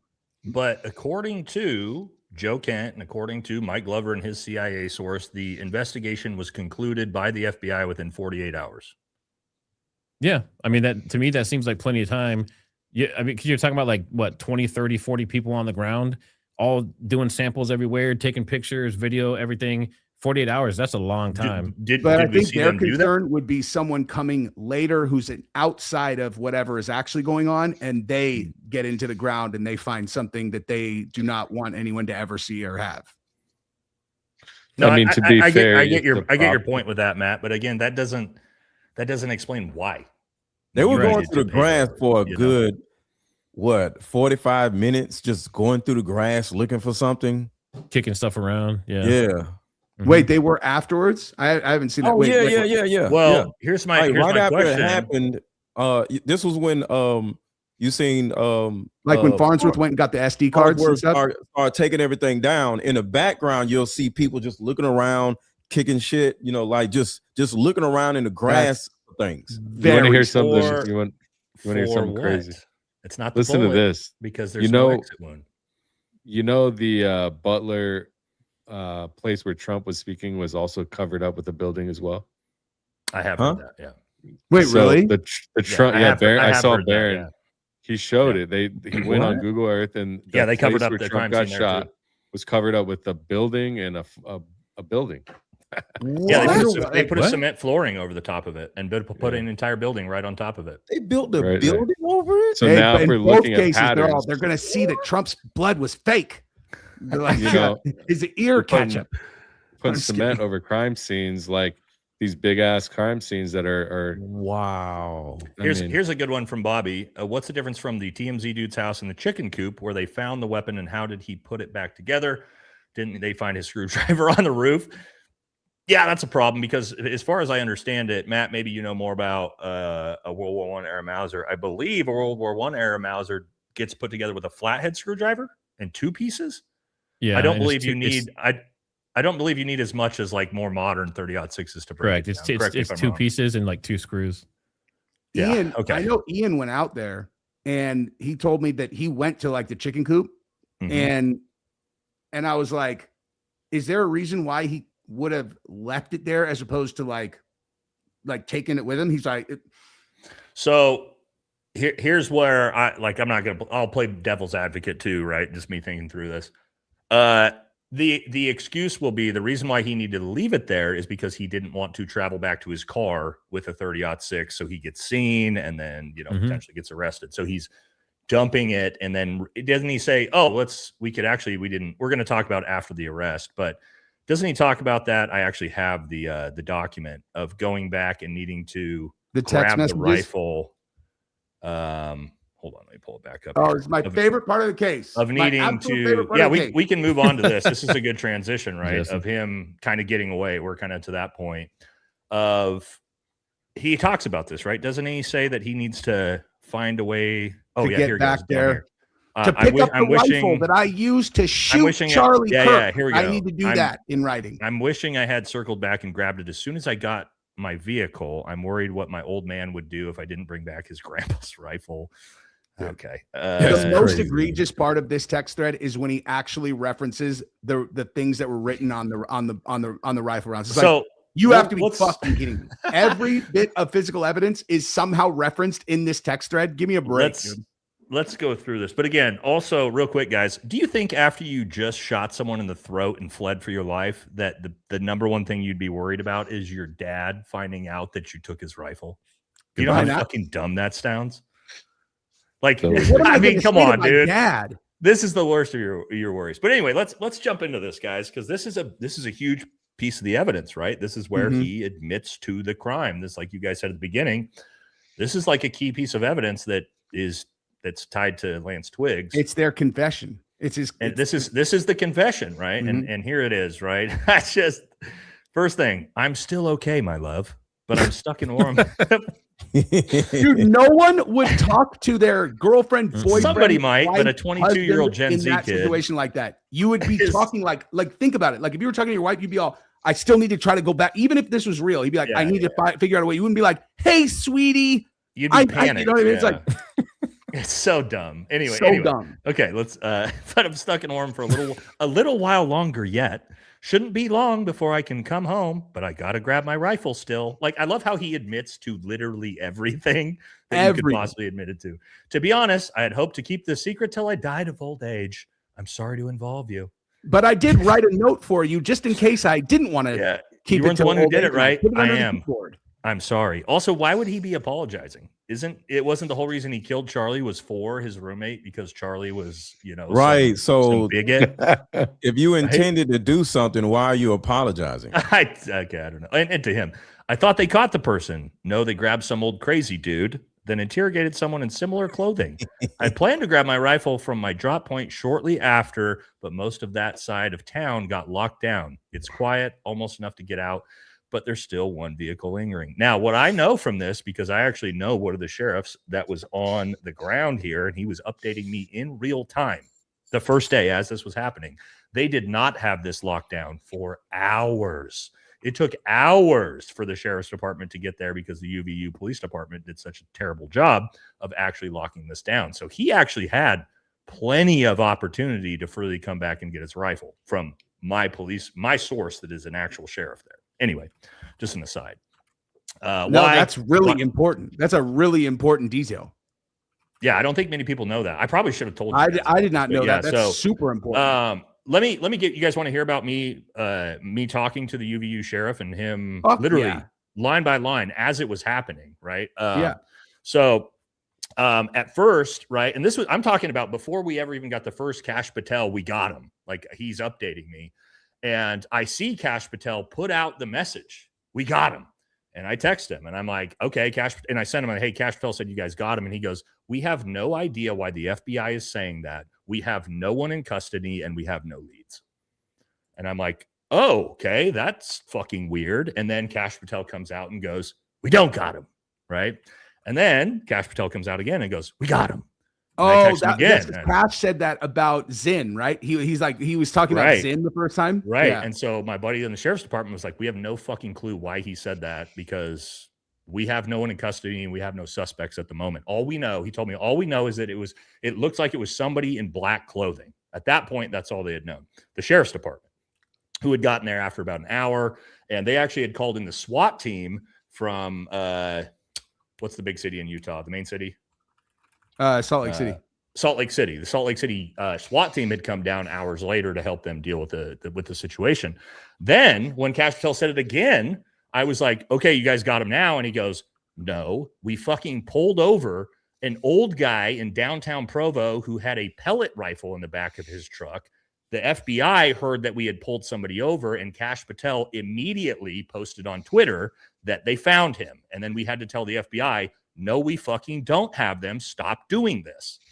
This was straight from the sheriffs at the sheriff's department while this was happening. So let's give you an idea of how fucked up and disorganized and how basically the FBI was not coordinating with the sheriff's department at all while this was happening. Let me ask you that, like, what was the exact timing of when this was happening? And I'll tell you why I ask is because a lot of people think that Tyler Robinson was supposed to go as it was happening the first day, dude. Like, I'm talking about as Kash Patel put the tweet out, I text him. Yeah, because you know what I'm saying? Like a lot of people think that Tyler Robinson was supposed to show up somewhere and then get killed by police. And then they're like, and then Maybe. he didn't show up. So like that would line up where Cash is like, fuck, So he didn't show up, man. Here's what he told me. Because I was like, what was it like when you got there? He said, when we got there, he's like, the entire scene was not secured. We had to basically re-secure the entire scene. The area up where the shooter was, he said nobody had even been up there to look yet. Even though the charging documents said that police officer ran immediately up there and found the pictures, he was like, nobody had even been up there yet. It was the sheriff's department that actually got up there and found that. He's like, we've actually found a Polaroid picture of Tyler Robinson that he had written, I did it, on the roof after. But anyway, and it's so fucking dumb, dude. But anyway, we'll get back to the charging documents. But anyway, that's just kind of interesting, right? Of like, the sheriff's department just being like, what are you guys fucking talking about the entire time that was going on? So he said here, I've had enough of this hatred. Some hate can't be negotiated out. Who fucking talks like this? Not a 22-year-old Gen Z kid. Maybe we'll grab my rifle. And he never talked to him about this before either. He sleeps in bed with him and he's just like, yeah, I'm just going to keep this to myself. Like, also, I'm going to go commit this murder. Here's crazy. How long have you been planning this? Just a week. So this 22-year-old Gen Z kid pulls off this and gets in, infiltrates in, pulls off the shot, kills Charlie Kirk, gets out, doesn't get caught, all in just a tiny amount of with no practice. And then having never seen the location 8 times. Anyway, so what are you guys? Oh, the engraving down here. I love how he even writes about engraving the ball. That's what I'm saying. That's the dumbest thing of all. It's right here. It says, to end it, only thing I left was the rifle wrapped in a towel, ... Remember how I was engraving bullets? The effing messages are mostly a big meme. I see whatever that means. On Fox News, I might have a stroke. All right, I'm going to leave it. That really fucking sucks. What are our thoughts on that here now? That text right there, no one will ever convince me that's real. Like that's the lead piece of evidence though. I know, but that particular text is so hey, remember when it's kind of a big meme. And if I see them on Fox News do the whatever thing, I think I'll have a stroke. It's like, oh, this is just all so silly. It's all so silly. I just shot a dude in the face on national television. And I'm just going to reference the physical evidence that I left behind. It's so dumb. It's fucking idiotic. If this is the main evidence, if you were Tyler Robinson, do you really think you're going to get convicted? Well, I mean, I think he's going to get convicted in Utah. I mean, you would think, sure. No matter what that case real shows. Good. Someone did a real good job framing me for this. Can he file for change of venue because of that? Good question. I would if I would want to. I would file for change. I don't know if he can though because it's a state case, right? He didn't cross state lines. They might be able to change city. Yeah, I don't change my insight on the LDS church is limited as it relates to whether he's going to have a better or worse time physically there. I don't know, but like,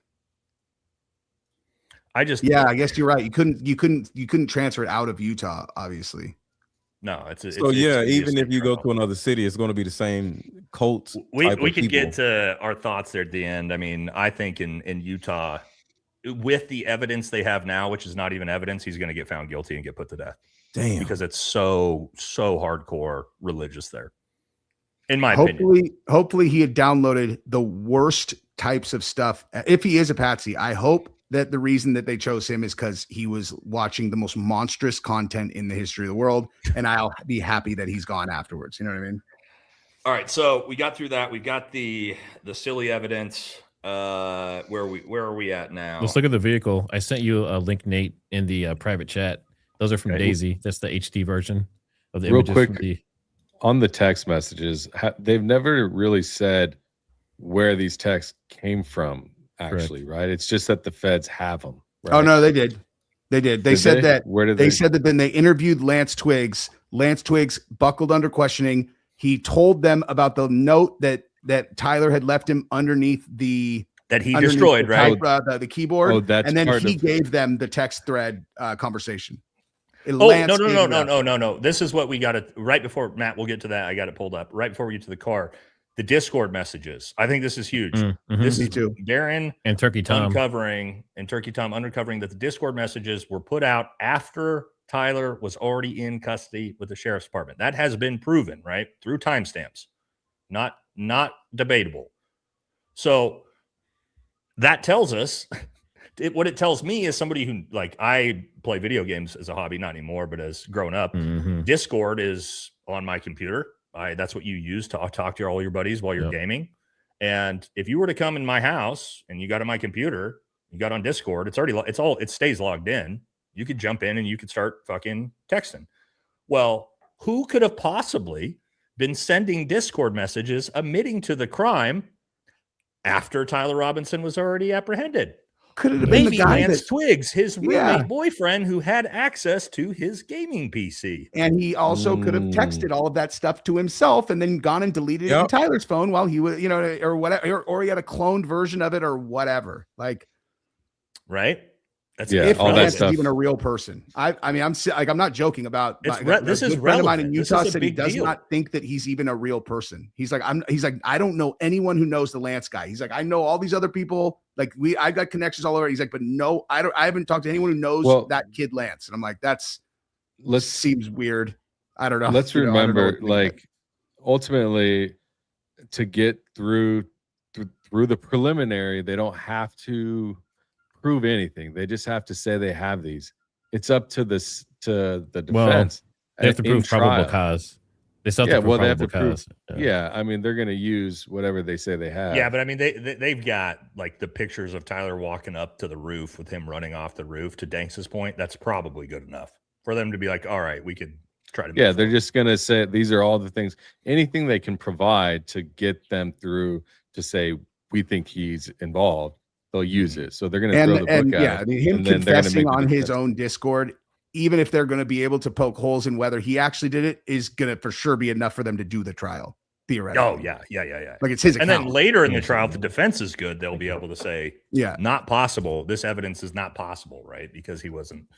Yeah, I still can't believe that, to your guys' point, that they're allowing Lance to not show up for the preliminary trial, given the fact that he's the source on literally all of the key evidence. Everything.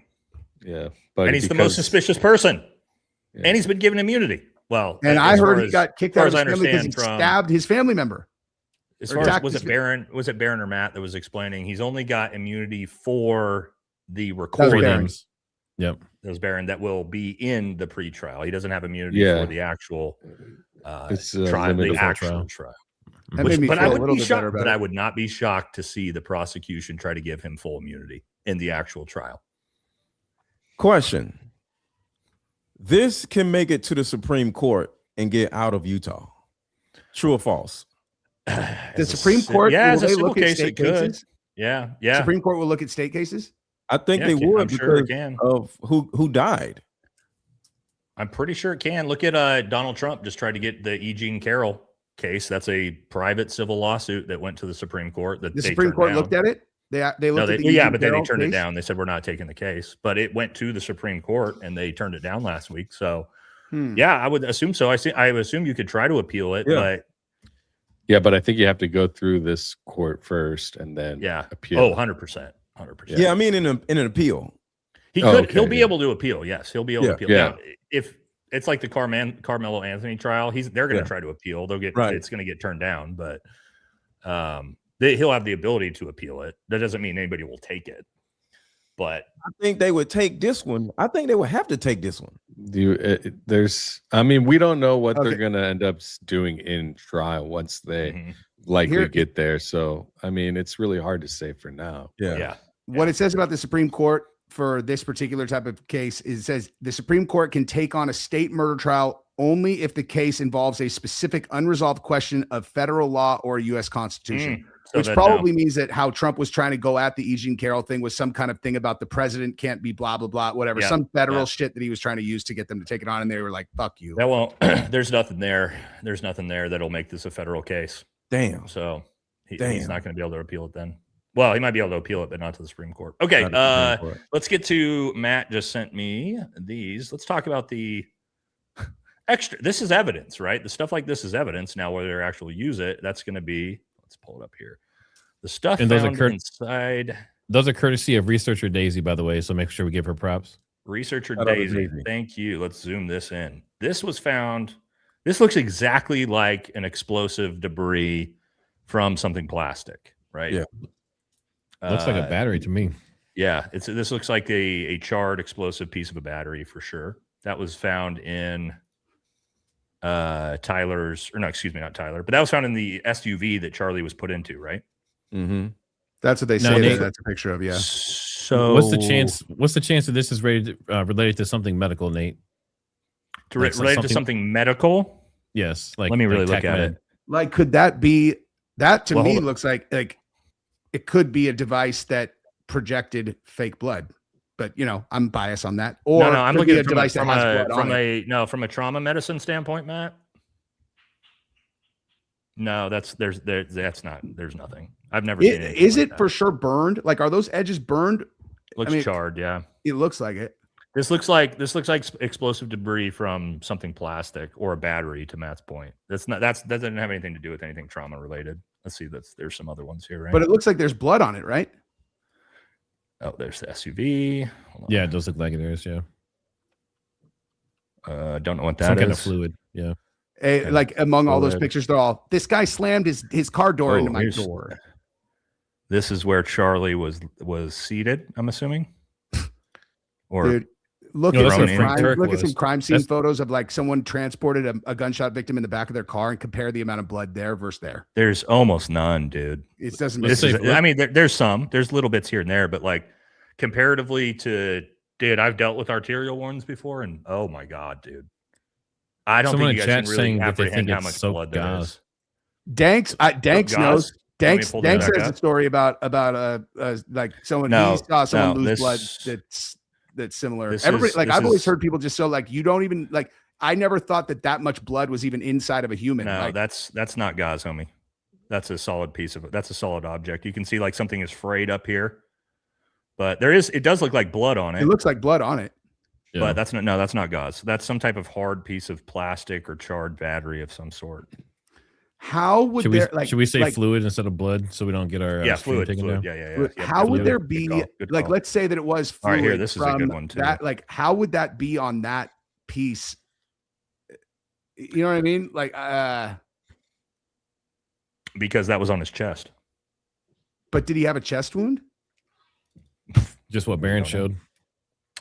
Just from what. So there's a little bit, right? A little bit of fluid, but I mean, nowhere near what you would expect from Yeah. what we saw. Because look, there's none down here on the floors. There's none on the ground There's between little where it bit on the happened and scenes where he car. None. was. But I mean, he also had it all over his body already, right? And So it was this on the isn't platform even- below him too. Yeah. Yeah. So There's Yeah, that's very little interesting. on his body either. Like he's got a white shirt on, and it's like, dude, there's not very much blood on him, if And there's- like at all. fluid, Jesse. Fluid. Fluid. Sorry. Mud. there's There's not very also much fluid mud on- on him. Not very much mud on him. But there's fluid on the security guards too when they're carrying him out. So there was some Tiny fluid. bits, for dude. sure. A I've little got bit. that.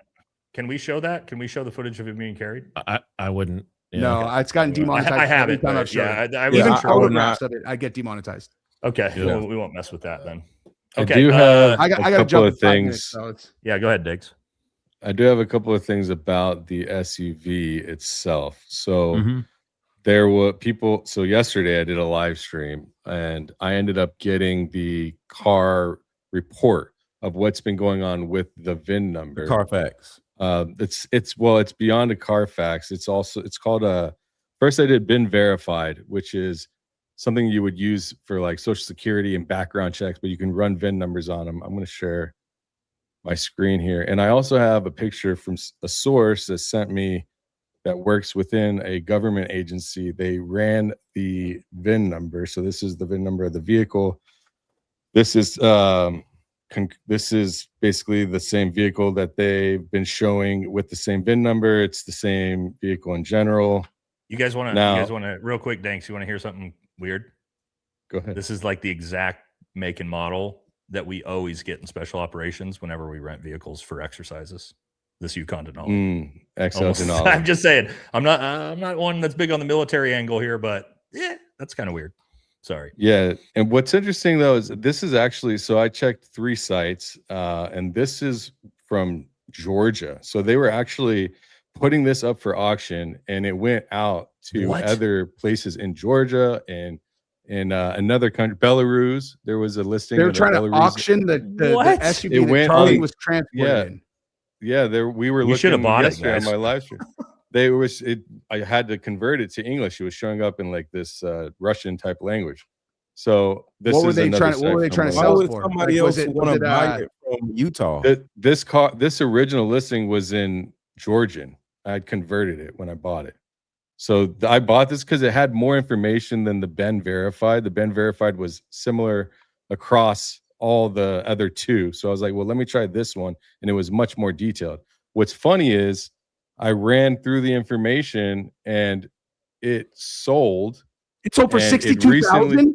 It What? sold, yeah, for 62,000. Dude, I would've What? bought A that destroyed interior Denali. Yeah, so the interior is 62K? at 62K, 3,400 miles. There was actually 150 miles put on it after that because the Afterwards. registration Well, it's is in in Salt Wait, Lake what City, year yeah. was it? It was it 2025? It 2025. was December What? 15th. Yeah. and Nobody they- would pay that much for that. So No, they no, no. listed it for like 5K and then 8K. That's a $100,000 car. sell. It's Then a that's a 20K, $110,000 vehicle. It kept going up and then it not went one, from not after it's 22K. got what just No, this happened is in it. It's before. not. This is before. This is December 2025. Oh, my bad. Sorry, I thought Yeah. this December was 2025. After. Okay, No, it gotcha, is. gotcha. That's after No, this Charlie is got shot after. September of This was 2025. yeah. Oh, this it is was. after. Yeah. What? Yeah. So it went through. Oh, the, wait, what? But that's, Yeah, I mean, look, dude, that's this a is that's the a vehicle. $117,000 vehicle, brand new, and it's a But 2020. with It's a the middle 2025, right? seats removed, though. Yeah, Yeah. maybe. Why Yeah, would maybe they when buy it was that brand with the new. middle It's seats being actually- removed? So what's interesting about this is it was salvage title in Utah, and then they register it in California under clean title. And the Oh. last time it was tracked, it did an oil change in Palm Desert at Jessup's. Which How did you? is How not- did you find it, Danks? You I sneaky ran fuck. I Yeah. ran this and then the other two through my AI, and it came out. Look, it's got right here California California, inspection. Uncle BB, California Benjamin Motor Netanyahu in Vehicle. the chat. So December 30th, the title was Friend of the issued show. in El Cajon, California. And then the lien was reported, dealer listing, January 14th went up for dealer, and it was in dealer inventory. And then it was last serviced 9,000 miles at Jessup Cathedral City, which is close to Palm Desert, where Jesse was just talking about, which is close to me. That's so And- weird, dude. That vehicle now, okay, so now I told you that. Then during the live stream, someone sent me this photo and they said that the vehicle is sitting, they know based off of government sourcing that the vehicle itself is sitting in a different location. Here, let me pull this picture. My goodness, whose viewer is that smoke? I think I know, right? There we That go. has to be AI, though. Here That's we like go. an AI picture. But this is true. If- Okay, if, you know what, dude? This if the trial that goes price through, is not that's as good as I thought. The 20, like a oh wait, is that a Denali? Never mind. I'm sorry. So- The Yukon XL is I'm seeing one 2025 is 74, but that was it's a Denali, right? Yeah, Okay. as far as I know. Yeah, that's my point, dude. No one's buying that for 65,000 after what happened to it. They'd have to rip all the interior out. They'd have to fucking completely fix the Dude, you're entire right. vehicle. They took right. the No mid way, seats dude. out. Remember, No, the I was seats are I was gone. pricing this wrong. I was pricing this like it's an Escalade. This actually prices like an Expedition, like a Ford Expedition is like the same. This because like a brand new right now 2026 GMC Yukon XL is 89. So after that shit happened to it, and it's a last year's 62 is reasonable, I think. So Wait, this With person a right salvage here- title also. Yeah, got a salvage title in Utah, has a but then they salvage gave title. they gave it a clean title in the state of California. But they bought it with the salvage title, correct? They did, yes. For 62,000 did. with no Yes. seat. And right now, this person told me it got sold through insurance auction. That's why it's got the salvage title. All they had to do is either fix it or take it to the highway patrol for inspection. They can get another title. That doesn't And happen. it's sitting at a different location under investigation, government hold. That's what I've been told. 2026 Yukon is 102, brand new. So I'm shopping for cars now, guys. It says a salvage title cannot become a truly clean title once branded. The vehicle's total loss history is permanently tied to its VIN. That's Yeah. what I was thinking. Should be. You can convert it to a a rebuilt or prior salvage, but it never becomes a clean title. So that's sketchy if it's a clean title. So according to Zach Costello, he said he had somebody look into it and ask, why is it not showing salvage title? And he said they actually changed it recently and said, and it's now presently saying salvage title. That's what Zach Costello said. So I don't know. A lot of weird stuff with the chain of custody of that vehicle as well. Just like, but I mean, Everything the thing is, man, you weird. just by itself, you're like, Why okay, even get rid of it anyways? right? You're getting rid of a part of a crime scene. Exactly. And it went to California from Utah. That's about $1,000 just to get it transported, and it has no damn seats. I think it was $3,000. We'll let Jesse answer this one at the end. Do I still think Charlie is alive? 100? Yes, I do. There you go. All right. But anyway, like Danks, what you're just explaining by itself, that story about the SUV, you'd be like, that's fucking weird.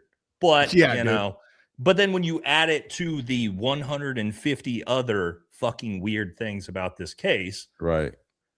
That's the thing. There's no one-offs here. It's like, oh, well, that's kind of weird about this, or that's kind of weird about this. It's like there's 100, 200 different things that we could go through to be like, none of this makes sense. This doesn't make sense. Why we haven't even talked about like the fact that the FBI and Kash Patel just happened to shut down Joe Kent and the, National Counterterrorism Center and the CIA, both from investigating foreign ties into this as well, which is insanity. Why? Why would you do that? Don't you want you're all covering the help up you your can own get? involvement is the only reasonable answer I can think of. Or, I mean, devil's advocate, they're trying to protect their case, but you are only responsible for domestic crime. You can't see, they're not supposed to investigate international involvement no matter what. And even if they had like, oh, Tyler Robinson admitted to it, you're all, oh, cool. Did anyone talk to him through his computer and activate him maybe from another country? Like, how would you not have a political assassination of this size? Like, how would you not investigate that? You 100% would investigate potential foreign ties. Even if it's not our greatest ally, even if it's China, if it's Russia, if it's Iran, like you'd want to know, hey, was this a foreign-based assassination of one of the most prominent, mouthpieces in the United States in the political arena? You would want literally to the president of the United States' most valuable, like populous asset in his entire administration, probably. Yeah. It is very weird that nobody's turning over stones to figure it out. It feels like they and to be able to just say we've got them. Once they say we've got them and they're handed over to the court, there's no more investigation, ladies and gentlemen. There's no more investigation. That investigation's over. So whatever we're doing online, that's all that's left besides the court case. And what happens after court cases go unsolved? Almost nothing usually. Yep. Yeah. This is another one that's very important. You see people all the time be like, 140-meter shot. And I have shot people under duress. I probably shouldn't say that the way I said it. I may have done those things under duress, with a right? Pistol, with a air pistol. Well, you guys know my back. Everybody knows my resume, right? Like you're not surprised to hear that. But my point is, potato gun. And shooting under duress is incredibly different than doing it flat at the range with no stress, no pressure. Now we're talking about a situation where this kid is 22. He's not conditioned to this. It's not like he's some Navy SEAL or Green Beret. He goes in, he's taking the most crazy shot he's ever taken in his life, and he's got to do it under this insane amount of stress and duress. He also knows most likely the second that he lets that trigger off, he might get canoed in the head, right? Like that's most likely case course of action. You assume as soon as I pull this trigger, I'm dead. And when you factor all those things in, that's not the easy to a potentially moving target that's speaking with a microphone doing this. Not the easiest shot in the world. You know what I mean? I think that got written off really early of like, oh, it's 140 meters with a long gun. That makes it super easy. It's like, and he's like a 20-year-old kid that has no training also. As far as we know. Well, you don't know that either. Like you don't know he has no training, right? Well, I know he has no professional level. Like when we're talking, he may have firearms training at a range, learning how to shoot, but I know he doesn't have any high level tactical training that would indoctrinate him and what's the word I'm looking for? Stress inoculate him to be able to do this at the level. How long is boot camp and training, like initial training for Green Berets? initial training for a Green Beret, 2 years. Okay, so you're saying he couldn't have trained with someone for 2 years, from like 18 to 20 or 20 to 22 or whatever, and had the same amount of, efficiency if he was like government trained or something, allegedly? 100%, because the first gunfight I was in, I had no fucking clue what was going on. I was so overwhelmed and stressed because it's the most insane situation you'll ever be in. So, no, I don't believe that he had that training. Yeah. Even if we're playing devil's advocate, no. Yeah. So I want to correct the record real quick. I have like 30 people in chat that are saying, including researcher Daisy, she says that vehicle was sold with a salvage junk auction with a clean title. So the title was clean, according to several people. Okay, so hey guys, I gotta jump though. I gotta go. I gotta go. Yeah, buddy, you're good. Stuff. Happy 4th of July to everybody. Happy birthday to America. 250. All right, let's yeah, we're gonna probably, this has fucking been great. We should have left ourselves more time. Let's do it again for sure. Yeah. No, this has been good. We've gotten through most of the start to finish of everything that's happened. You know what I mean? Beyond this, we're starting to get into like different theories and things like that. Wrapping it up before we hit some super chats. I don't know whose or whose, but we'll try to like plow through those because I don't want to leave those unattended. What do we? Are you guys available tomorrow or Sunday for the part 2 before we go live on Monday for court?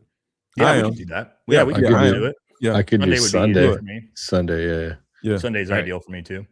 Yeah, let's do that. Let's do that, guys. We'll so to the chat, we'll pause this discussion here because I mean we do have more to get through. I don't want before Monday, right? But this has been an awesome one. If you guys, I mean, I'm assuming we got super chats for everybody here. You guys want to just blow through the super chats and then that's cool. Yep, and then call it good. I don't know whose or whose, so we're just run it. Everybody say part 2 in the chat if you want to see part 2. Part 2 in the chat. I think this is a good one. All right. BB's just a day. BB, no, I hate saying the last name on the channel. Just a day after Kirk died, said it wasn't us. Now, he said it the same day, didn't he? The same day, yeah. Yeah, I think he said it the same day. Is like the him and Victor Marks both said it almost at the same time. Consider spontaneous. BB he first showed his condolences, then he came right. Okay, that's right. He showed his condolences. Didn't he do it at the exact same minute timestamp as Trump? As Trump, yeah, like 1 minute away, something like that. One or two at the most. DNA depends on environment, and it was just an hour or two after the feds, not the bomb dogs found it. Bullocks. It's all BS. I don't know enough about DNA. You guys might know more. Yeah, that's correct. Like UV and stuff degrades it faster, but it can be out for years in perfect conditions. DNA evidence is not the end all be all. I know this is true in court cases. The proof of DNA evidence means nothing, and the lack of DNA evidence also means nothing. If you run DNA through a PCR machine long enough, you will get your man every time. That's a good point. What's a PCR machine? I'm assuming it runs in multiple cycles and looks for certain things, certain proteins and stuff as it goes through. And if you run it enough times, eventually it will have enough. It'll match your. Oh, okay. Just like the COVID stuff, the PCR test for COVID. Yeah. Okay. Backpack like a GTA inventory spot. No clear videos or photos of Tyler in 4K at UVU. Nope. We got what we got so far. Yeah. Right, guys? So is there? I mean, I'm hoping we got a video of him being in a car also, but it's not in 4K. It's not clear. We should expect. There's no evidence. I don't even think he was there on property. I could be wrong. Maybe he was, but I think a lot of people are moving towards. I don't think he was on a roof. At least someone was on the roof. The fiddler. We don't know that necessarily that's him. I don't think it looks like AI of a person on the roof, though. That's true. That's actually true. We don't know what they're going to show from his phone, so we got to just wait and see what the prosecution puts up, I guess. Yeah. Jesse, sorry, guys. Jesse's out of here. Scope looks like it was set here sideways. Yeah, the scope's pretty fucked up.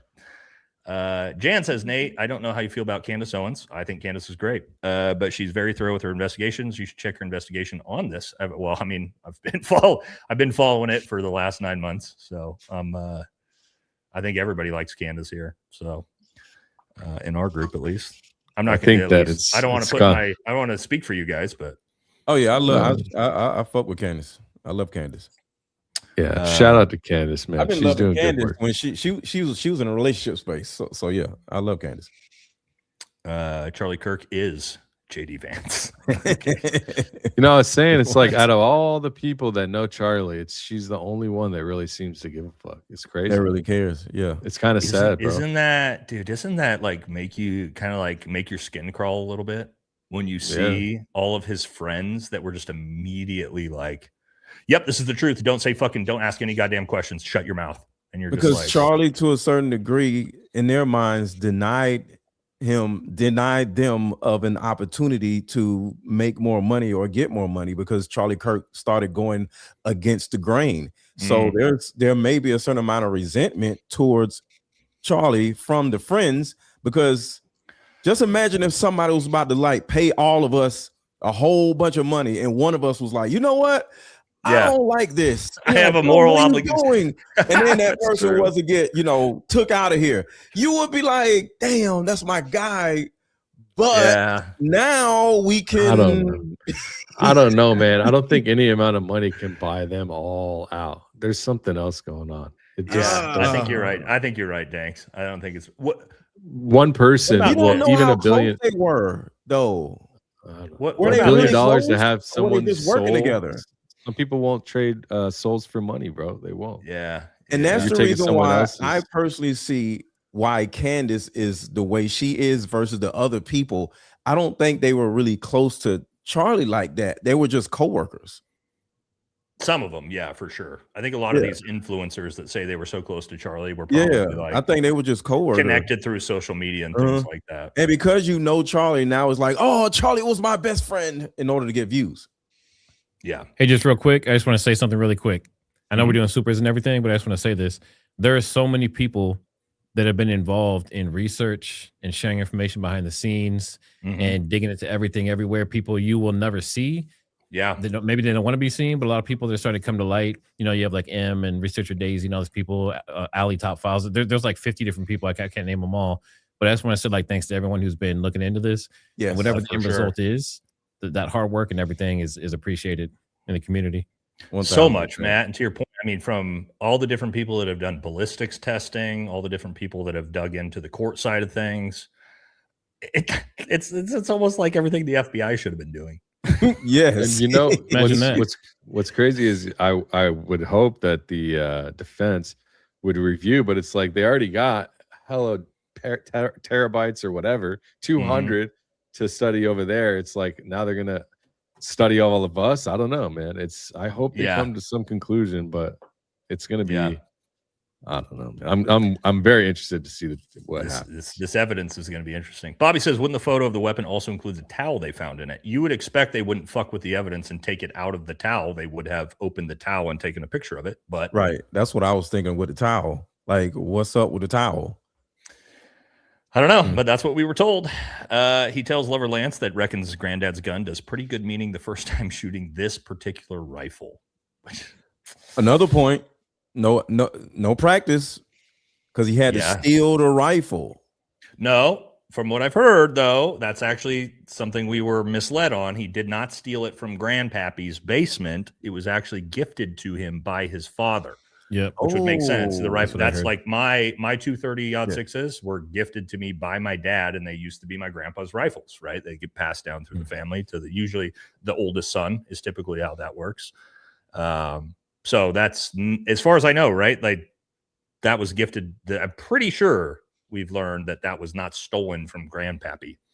But again, fucking who knows? I'm pretty sure. Yeah, it's like a family gun. I thought.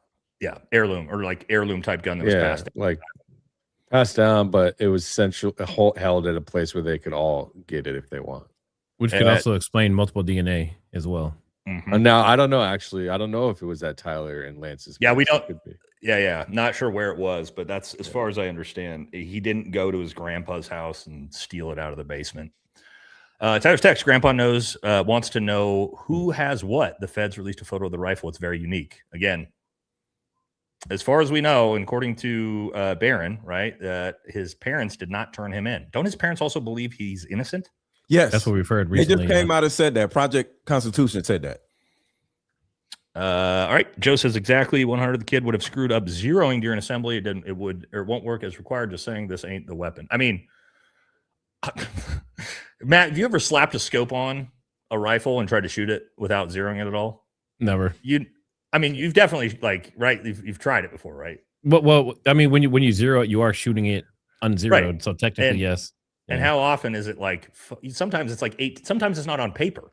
Exactly. Yeah. And you're like, oh shit, I need to bring this in to like 10 meters to at least get it on paper to figure out where the hell this is even. Now you back that up to 140 meters on a rifle that's potentially not zeroed at all. That shot could have been 10 feet off. Yeah. You know what I mean? Yeah. I mean, there's people that miss at 100 because most people, they'll zero at 100 yards with most rifles, most hunting rifles. That's what I mean. You got to go up to 25 and do like a 100 meter, a simplified 100 meter zero because you can't even hit the paper from there because it's not sighted yet. 100%. Charlie Kirk, we got this already. Yeah, you didn't see that one already. I think the funnier one is JD Vance and Erica Kirk being Michael Aquino's kid. Have you seen that? Yeah, one? Michael Aquino's kid. Yeah. They actually. There's evidence. They have the same face. Exactly the same. They look exactly the same. Yeah. I was talking about JD Vance looking like Michael Aquino like 5 months ago as a joke on my show when I was talking about Michael because he was a Green Beret, right? So I'm like, this fucking weird. And then I was like, God, he looks exactly like JD Vance. Yeah. But anyway, how would so I was gonna just ask you guys this, and this is why this is cool. How would Charlie Kirk act based on today? Do we know he wouldn't have supported Tucker and Candace? I was literally gonna ask you guys, do you think, let's say Charlie was still alive, and we've seen this massive split based off the Epstein files and around more, would Charlie have been a Thomas Massey style dissenter like the rest of us, or would he have cucked for the administration? He would have cucked. You think he would have cucked. I think because he was against a lot of stuff Trump did, and he still said, "You know what? I back Trump. I'm a Trump." He still guy. loved Trump. I agree. Yeah, he would loved be. Trump. He just I hate to say that. Trump I hate to say that because I wish he would have been a Tucker or Candace style, but I don't think he would have. Yeah, I don't know. With the people around him, I don't think he can. For Trump. It was me. I confessed.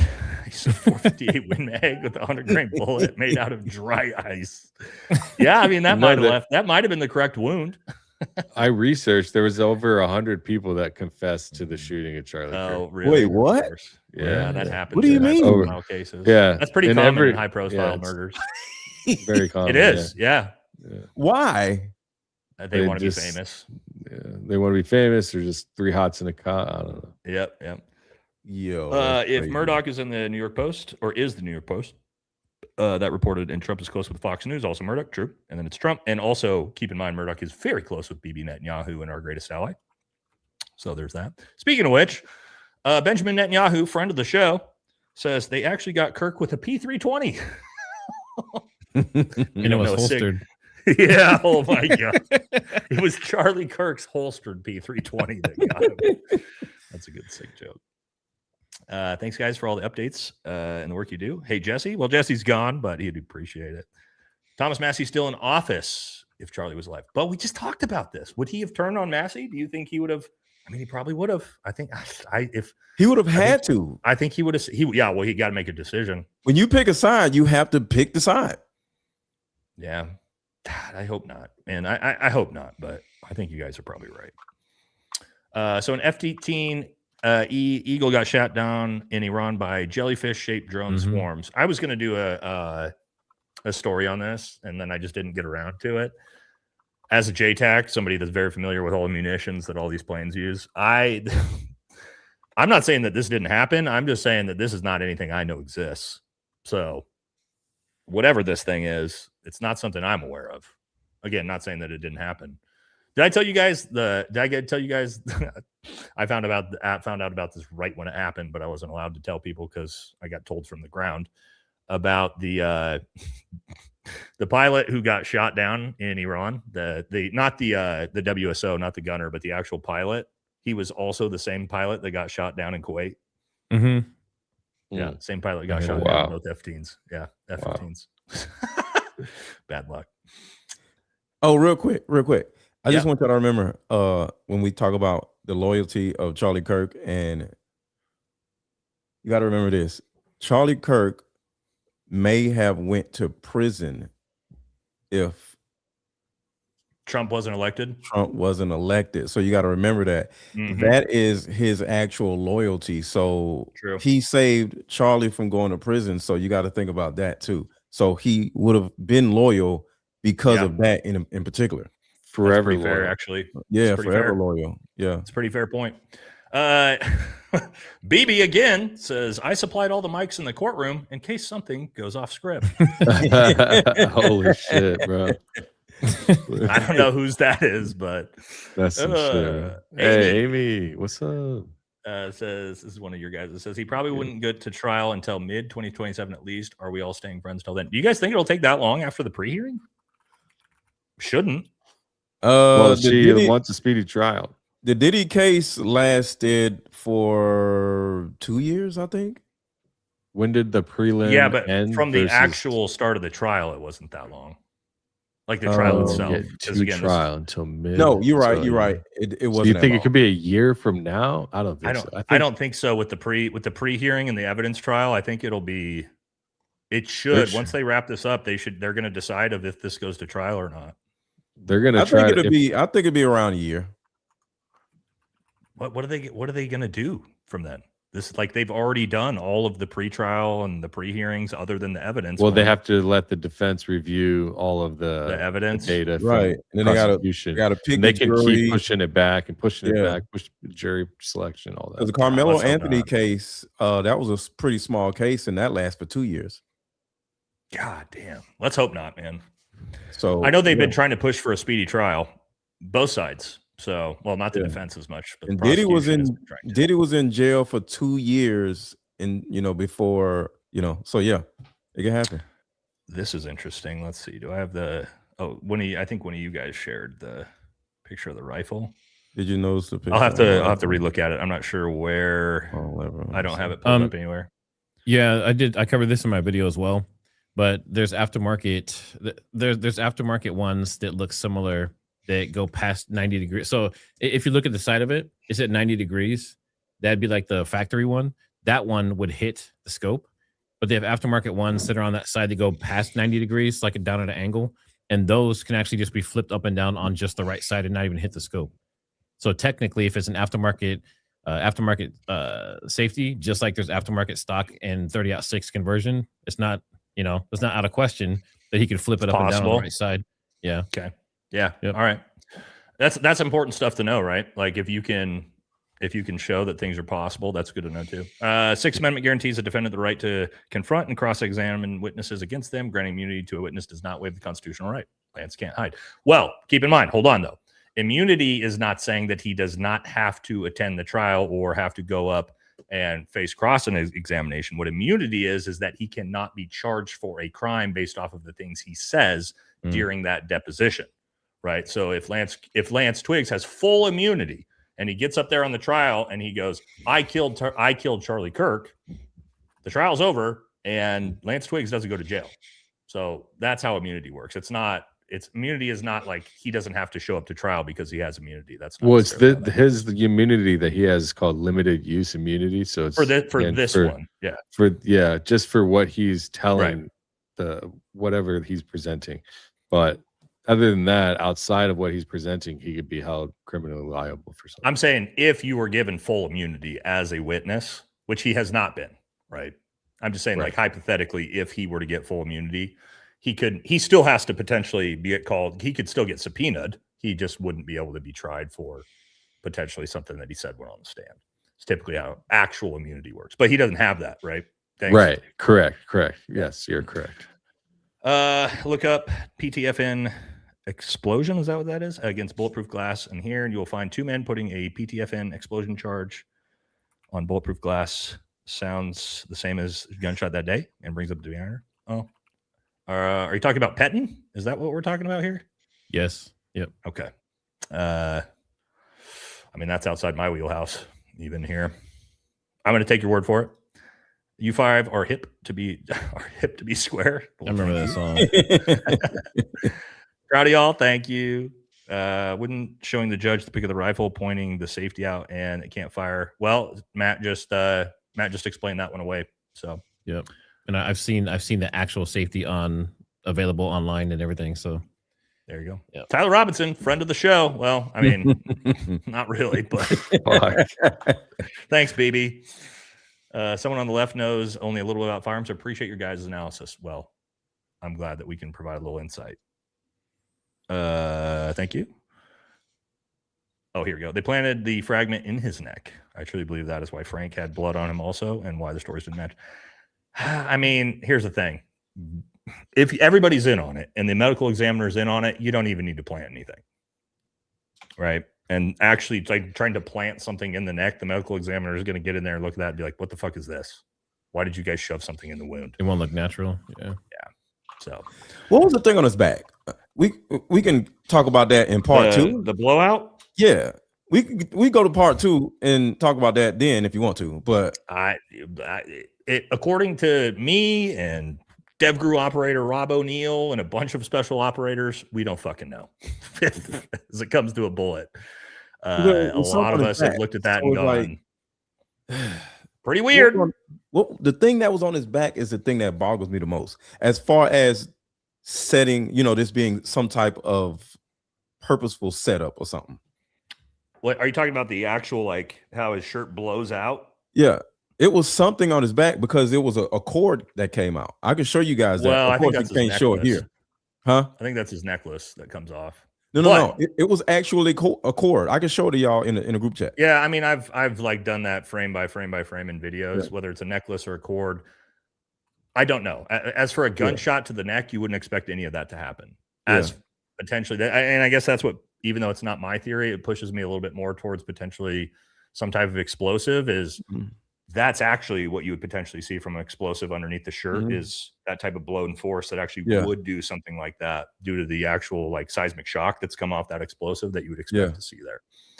As for a gunshot wound, a 30-06 shot to the neck, right?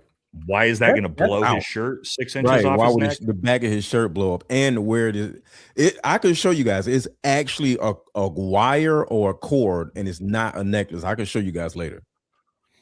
Again, I don't know, Matt. Any ideas? I mean, with everything we've looked at, with everything I've looked at, and we've gone over a million times. Maybe the cavitation in his neck. Yeah. So the thing going on the back, some people think it's cavitation, but typically the cavitation goes perpendicular to the direction of the bullet. Yep. So you would expect you expect to go up and down, not to the sides. That cavitation would be this way.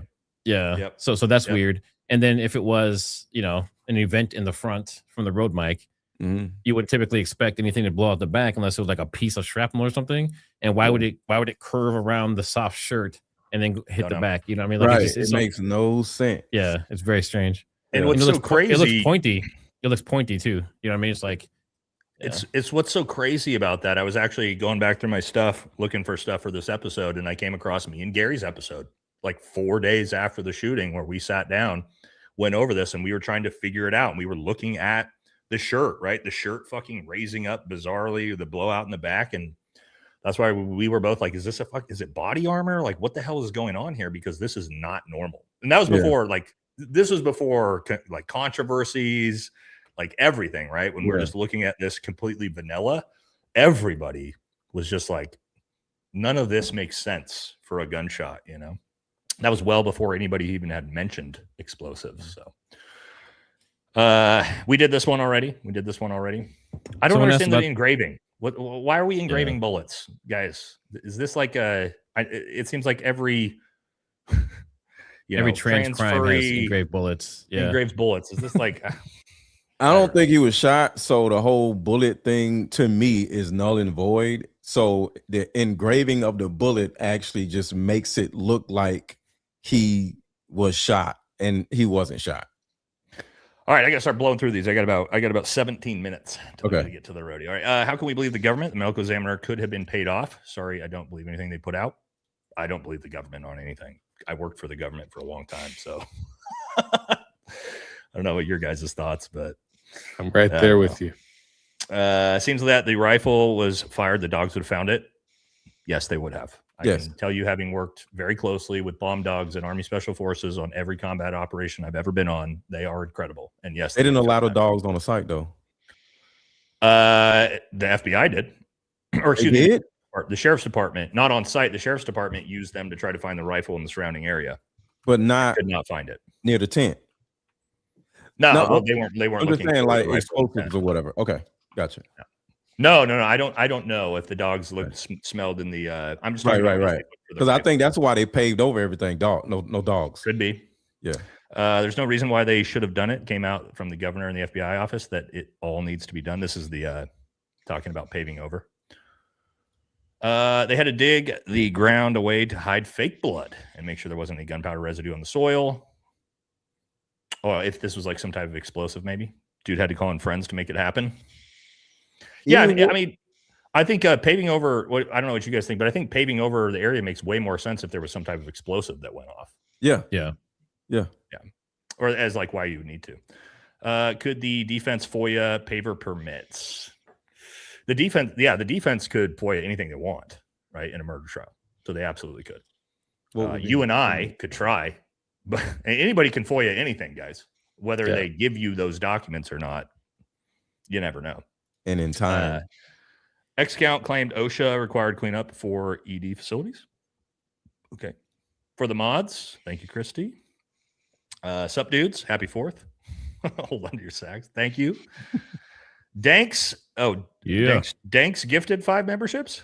I did my to some of the people in the chat. Oh, there's a membership. Nice. Shout out to you. That was so dope. You can gift members to your own chat. Dope. Actually, they give us. Shit, I didn't even know they you give could us do that. Some free ones every month. I have like 10 saved up. Yeah. I wonder how many I have. Click in your. If you go in your studio right now, you should be able to get some memberships. But you got to go in the actual live studio on YouTube. That's where I'm at. Yeah, and then you click like the plus sign, like you're gonna give a super chat or something like that. Let me see. Where am I at? Let me go to it and show you. Okay. So you don't. Yeah, where it shows the plus sign, and then it says. I had no idea. Not the plus sign. Sorry, the dollar sign, and it says membership gifting. Oh, nice. Membership gifting. Yeah. Oh, it's every month? Oh, yeah, I think it refreshes every month. I screwed my fans because I could have been doing this. We missed out on like fucking 100 of these. Yeah, I noticed this like 2 months ago. So genius. What in the world? Yeah. I got 5 more. There we go. All right, I gifted. I spilled the beans here just to tell you guys. Oh, damn, Danks. I was hoping that they accumulated. I was hoping I was going to have like 200 of them, but no, they roll over each month. Sorry, chat. Sorry, chat. Well, thank you to Danks for that because somehow you might have more because I have less subs, So, no, I have to pay for them from there on. But okay, I didn't know I could. That's cool though. I can actually pay to gift subs to my own members. Okay, I kind of. That's awesome. Yeah, that's cool. All right. Well, thanks. I learned something new today, guys. Just as honest question, the shot supposedly was taken from a roof. There is wood, technically the residue. Now the pave over, all but says the shot was not taken from the roof. Yes, Joe, I have no idea what you're saying here. Shot was supposed to be taken from the roof. Would technically. Oh, you mean residue on the roof? Yeah, there'd be gunshot residue for sure on where you would expect underneath the barreling of the weapon. If he didn't have some type of suppressor on. I don't know. Matt, did we get anything on that other than like... No. Yeah, I didn't hear anything about that. The paving over is an issue. They're moving the dirt by someone other than the guy doing the paving is my concern. Yes, agreed. Mm-hmm. Do we have any proof Lance and Tyler were actually dating? And where's the proof? He was trans. Pick seems like 10 years old. The Turkey Tom video, I think, is worth a watch if you haven't watched it. You guys watch that? No. Yes. It's really interesting, but some people think it was made up, contrived. Maybe, dude. That would be a lot because he had like pictures and shit. Yeah, there were drawings. You go to Baron's new clip channel. He has a clip, like a full explanation of what the Turkey Tom situation is. Baron Coleman clips. So do we think that it was real or wasn't real? The person. What do you know? What the Baron is coming to the conclusion? Yeah, he thinks that it. I mean, allegedly, I can't speak for him, but it seems to me that he thinks that the source is a Fed. Like an actual Fed, yeah. That's what I think. Makes everything way more interesting because it was so good. There was so much in that to where you're like, "Holy shit!" Right? Yeah. That video is what made me think or still believe that they're both involved. I believe they're MK Ultra patsies, but that video is why I thought that they were at least involved, right? At like some low level, like maybe trying to help with the situation. But if that's just Fed slop. They might not even be involved at all. I mean, that was so early as well. It feels like that was some of the early planting of the narrative seeding for Lance Twiggs, you know? Yeah. I don't know. Man. I got to watch that one.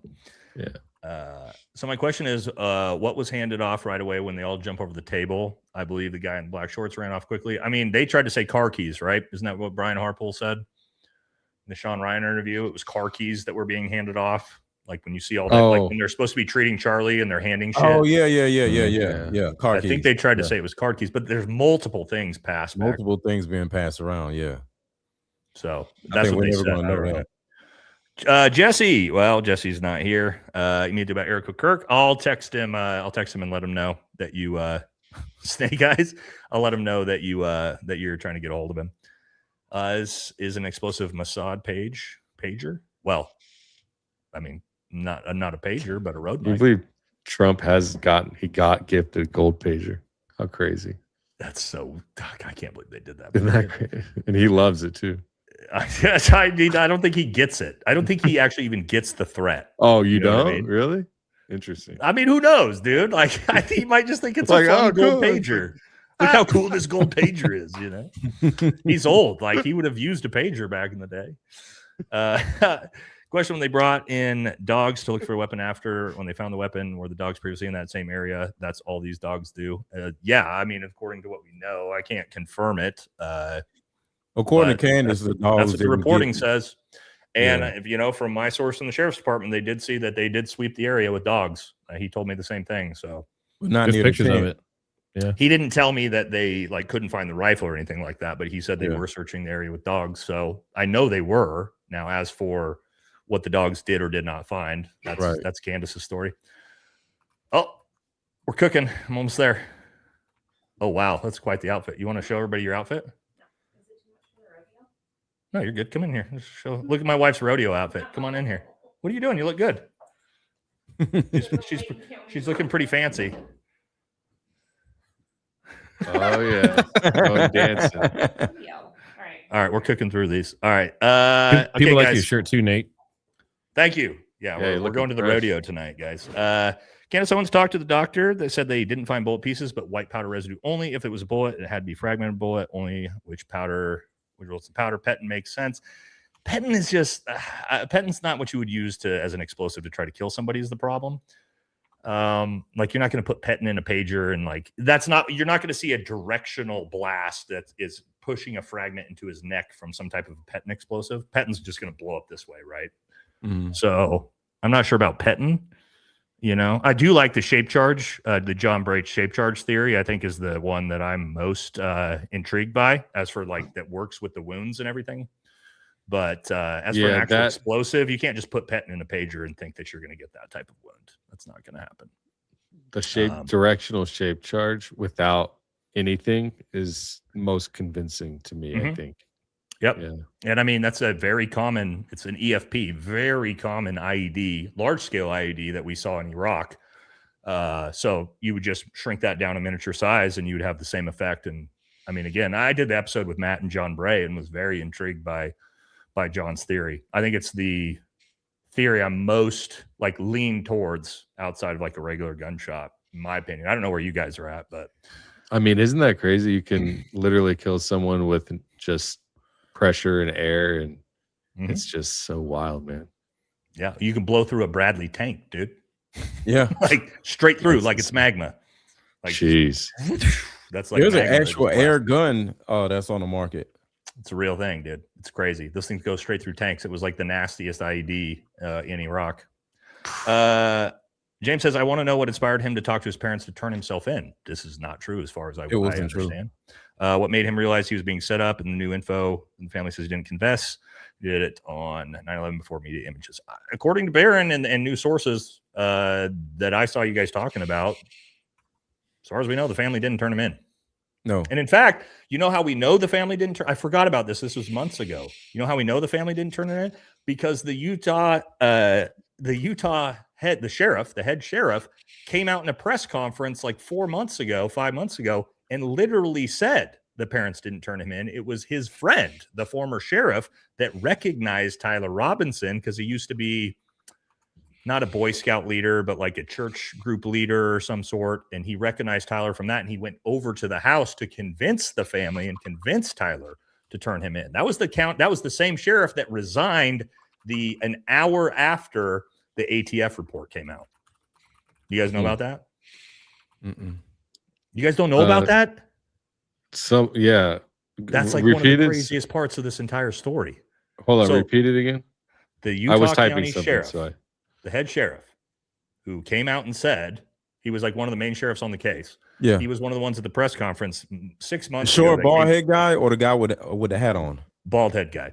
Gotcha. Came out and said that it wasn't Tyler Robinson's family that turned him in. It was another sheriff that had retired that he had worked with. It was like a friend of the family that they trusted, and they brought because he was like a church group leader for pastor Tyler or something. Yeah, a pastor, and he recognized Tyler, and he went over to the house and convinced Tyler to turn himself in. Otherwise, the SWAT team was going to show up and kill him. Right? Yeah, it was the safest option. He said that at a press conference, and that is the same sheriff who resigned from the sheriff's department 1 hour after the ATF report came out.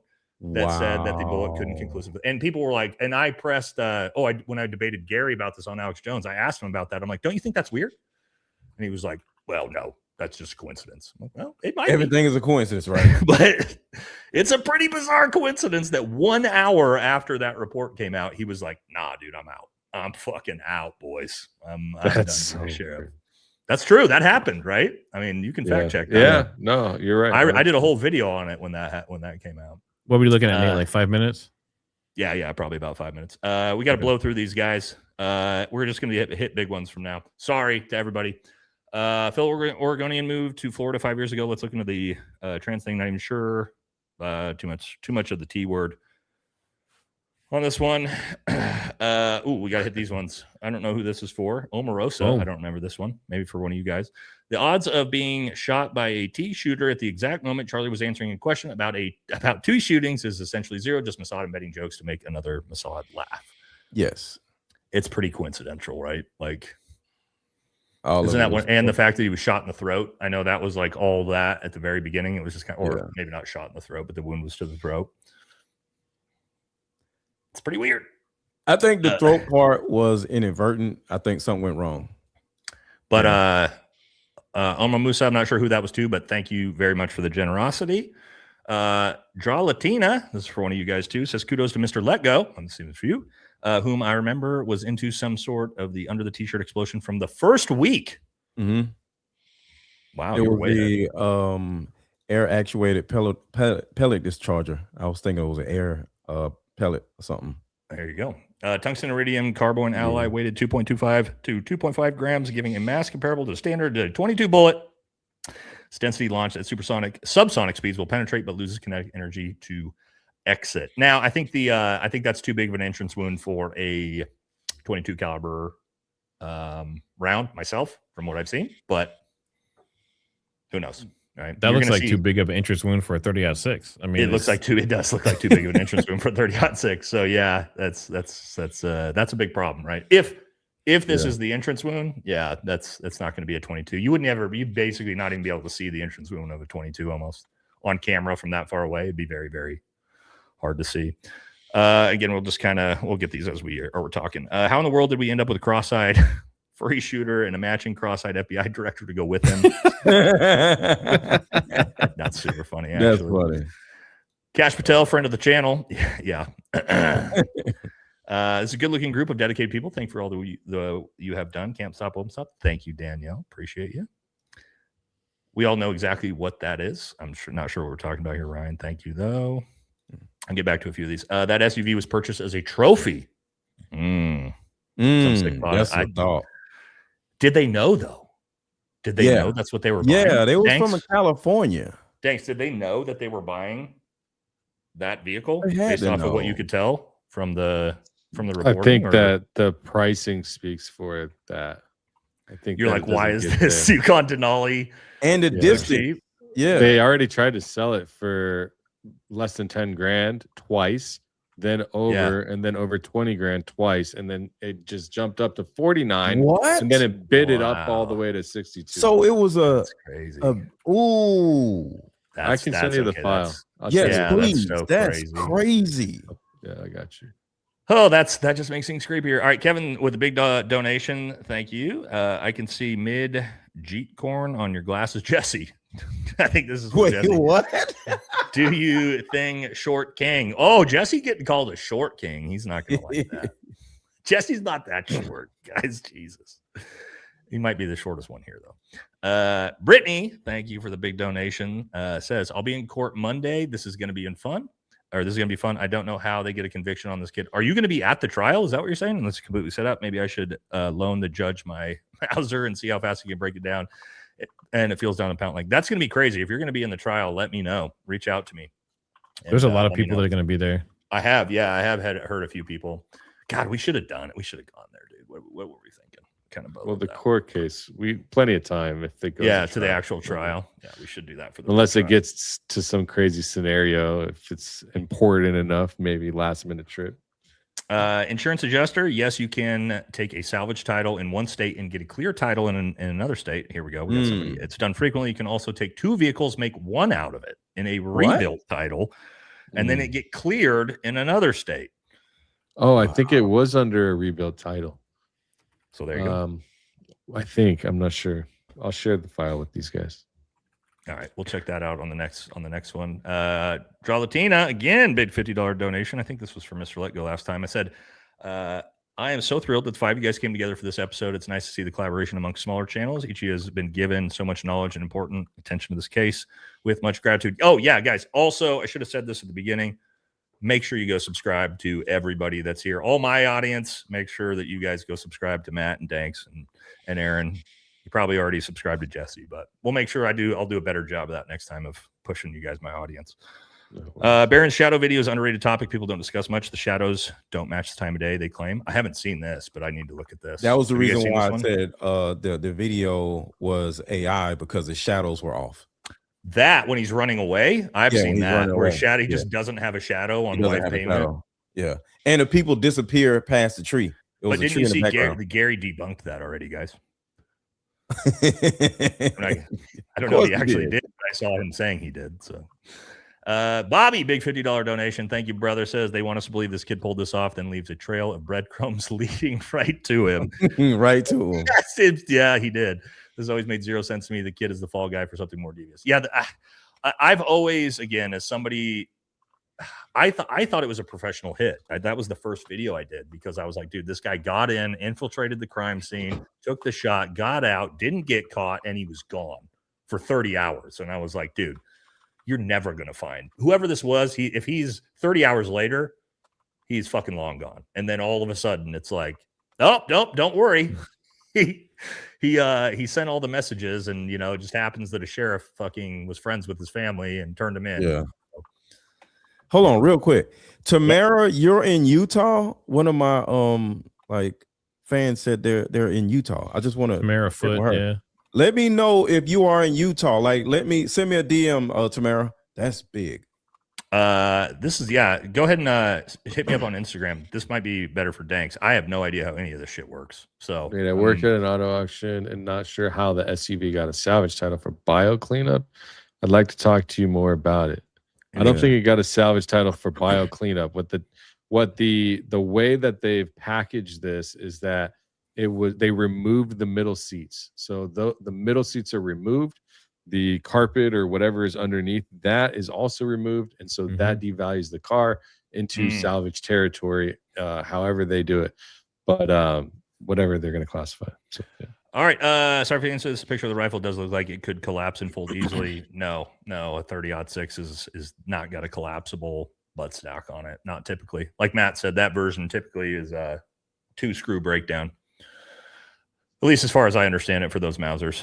I don't have one myself, but stop kissing a wall in a tiny hat to watch this. Well, thank you. We're almost there. Jury selection will take a long time. Ooh, jury selection is going to be very, very, very important on this one. Don't forget what Joe Kent said. Charlie was trying to stop Trump. True. And said something to Kent about it in the White House. Can't remember the exact words. I think he would have been with Tucker if he wasn't killed. TPUSA was normal. So he told Joe Kent, what exactly did he say to Joe? He was passing them by and said, Yeah. whatever you do, don't let them go to war with Iran. Yeah, something along those lines. Yep, I do remember that. Yep. Sorry, I'm skipping over some smaller one, guys, but we got to get out of here. We're gonna make this up on Sunday. Bobby says if he had been hit by a 30-06, the back wall of the tent would have looked like Jackson Pollock's painting. Yep, 100% true. that's a fact. The whole FBI narrative was a lie. Yeah, you again, no exit wound 30-06, not a thing. So a rifle was in a box put together without a screwdriver and no blue towel. So Tyler stashed the box prior. I don't know, but I mean, Matt, how did he put it back together with no screwdriver? Do we know? Well, so here's what. So earlier I was trying to say this, but like obviously we all talk for a living, so we're all talking on each other. Yeah. But basically, I think what they think happened is he went up there with the stock separate and only the barrel down his leg, and the stock was maybe in the backpack or something. And when he got to the roof, he put in the 2 screws, took the shot, and jumped off with a full rifle in his hands in the towel. I think that's the story. That's the way the FBI narrative. That's how they're explaining it away. Okay. Yep. Sounds a little silly, but in a year's time, you guys will be looked back at as the few strong men that came out and fought backs against this cabal. Love watching good men being brave and using their voices. Keep it up, guys, or we'll all be banned off of YouTube. That part. That's possible. You're gonna have to watch us on Rumble. Yeah, and EOD disarmor. Yeah, I do love the EOD boys. Electronic primer was placed under CK's seat. Impact was from below. Frag exit wound in the neck, paved over to hide markers in the GSR and the bone frag. Would have blown his leg off. Yeah, that would have been pretty nasty for sure. All right, last one for the wife's outfit. Thank you. Who knows how much she spent on it? Probably a lot, but that's the way it goes. And then last one here. But how did he realize he was a patsy and needed to turn himself in? What made him realize he was in jeopardy? He was warned. He didn't turn himself in, bro. When they show up to your house and they say, we know who you are, they're going to show up to the SWAT team, kick in your door, and probably shoot you in the fucking face. And you're when you're a 22-year-old kid, you're going to go, well, I don't want that to happen. So I'm going to turn myself in. Yeah. Turning yourself in doesn't mean you're guilty, guys. It means that the law enforcement department has put a warrant out for your arrest. Mm-hmm. You have the decision to where you can turn yourself in or they can bring you in, right? There's whether you did it or not, that's irrelevant. So, all right, we did it, guys. I got to get to the rodeo. Thank you all so much. We'll be back Sunday. Does that sound good? Thank you for having us, man. Happy early 4th of July, everyone. Thanks for being here. Thanks to the audience. Thanks to the super chats. Thanks for all the all of our usual viewers. Thanks to the moderators. Make sure you guys go follow all my subscribers. Danks, Trigger Smart, Aaron, Mr. Let Go, and also all of your guys' fans. Hey, if you like me, maybe give Nate a follow. Come on now. So, all right, guys, we'll be back. We'll be back Sunday for another one, man. This was a fun one. Thank you guys. Also, thank you guys for coming on the show and doing the show with me tonight. So, yes, sir. Great. There's a ton of stuff I learned tonight. So that's the crazy thing about this trial is even when we're close, we all following it this close, we're still learning things. All right, we're gonna cut it off here, and we'll catch y'all later. All right, see you guys. I'll talk to you in the next. All right, see you guys.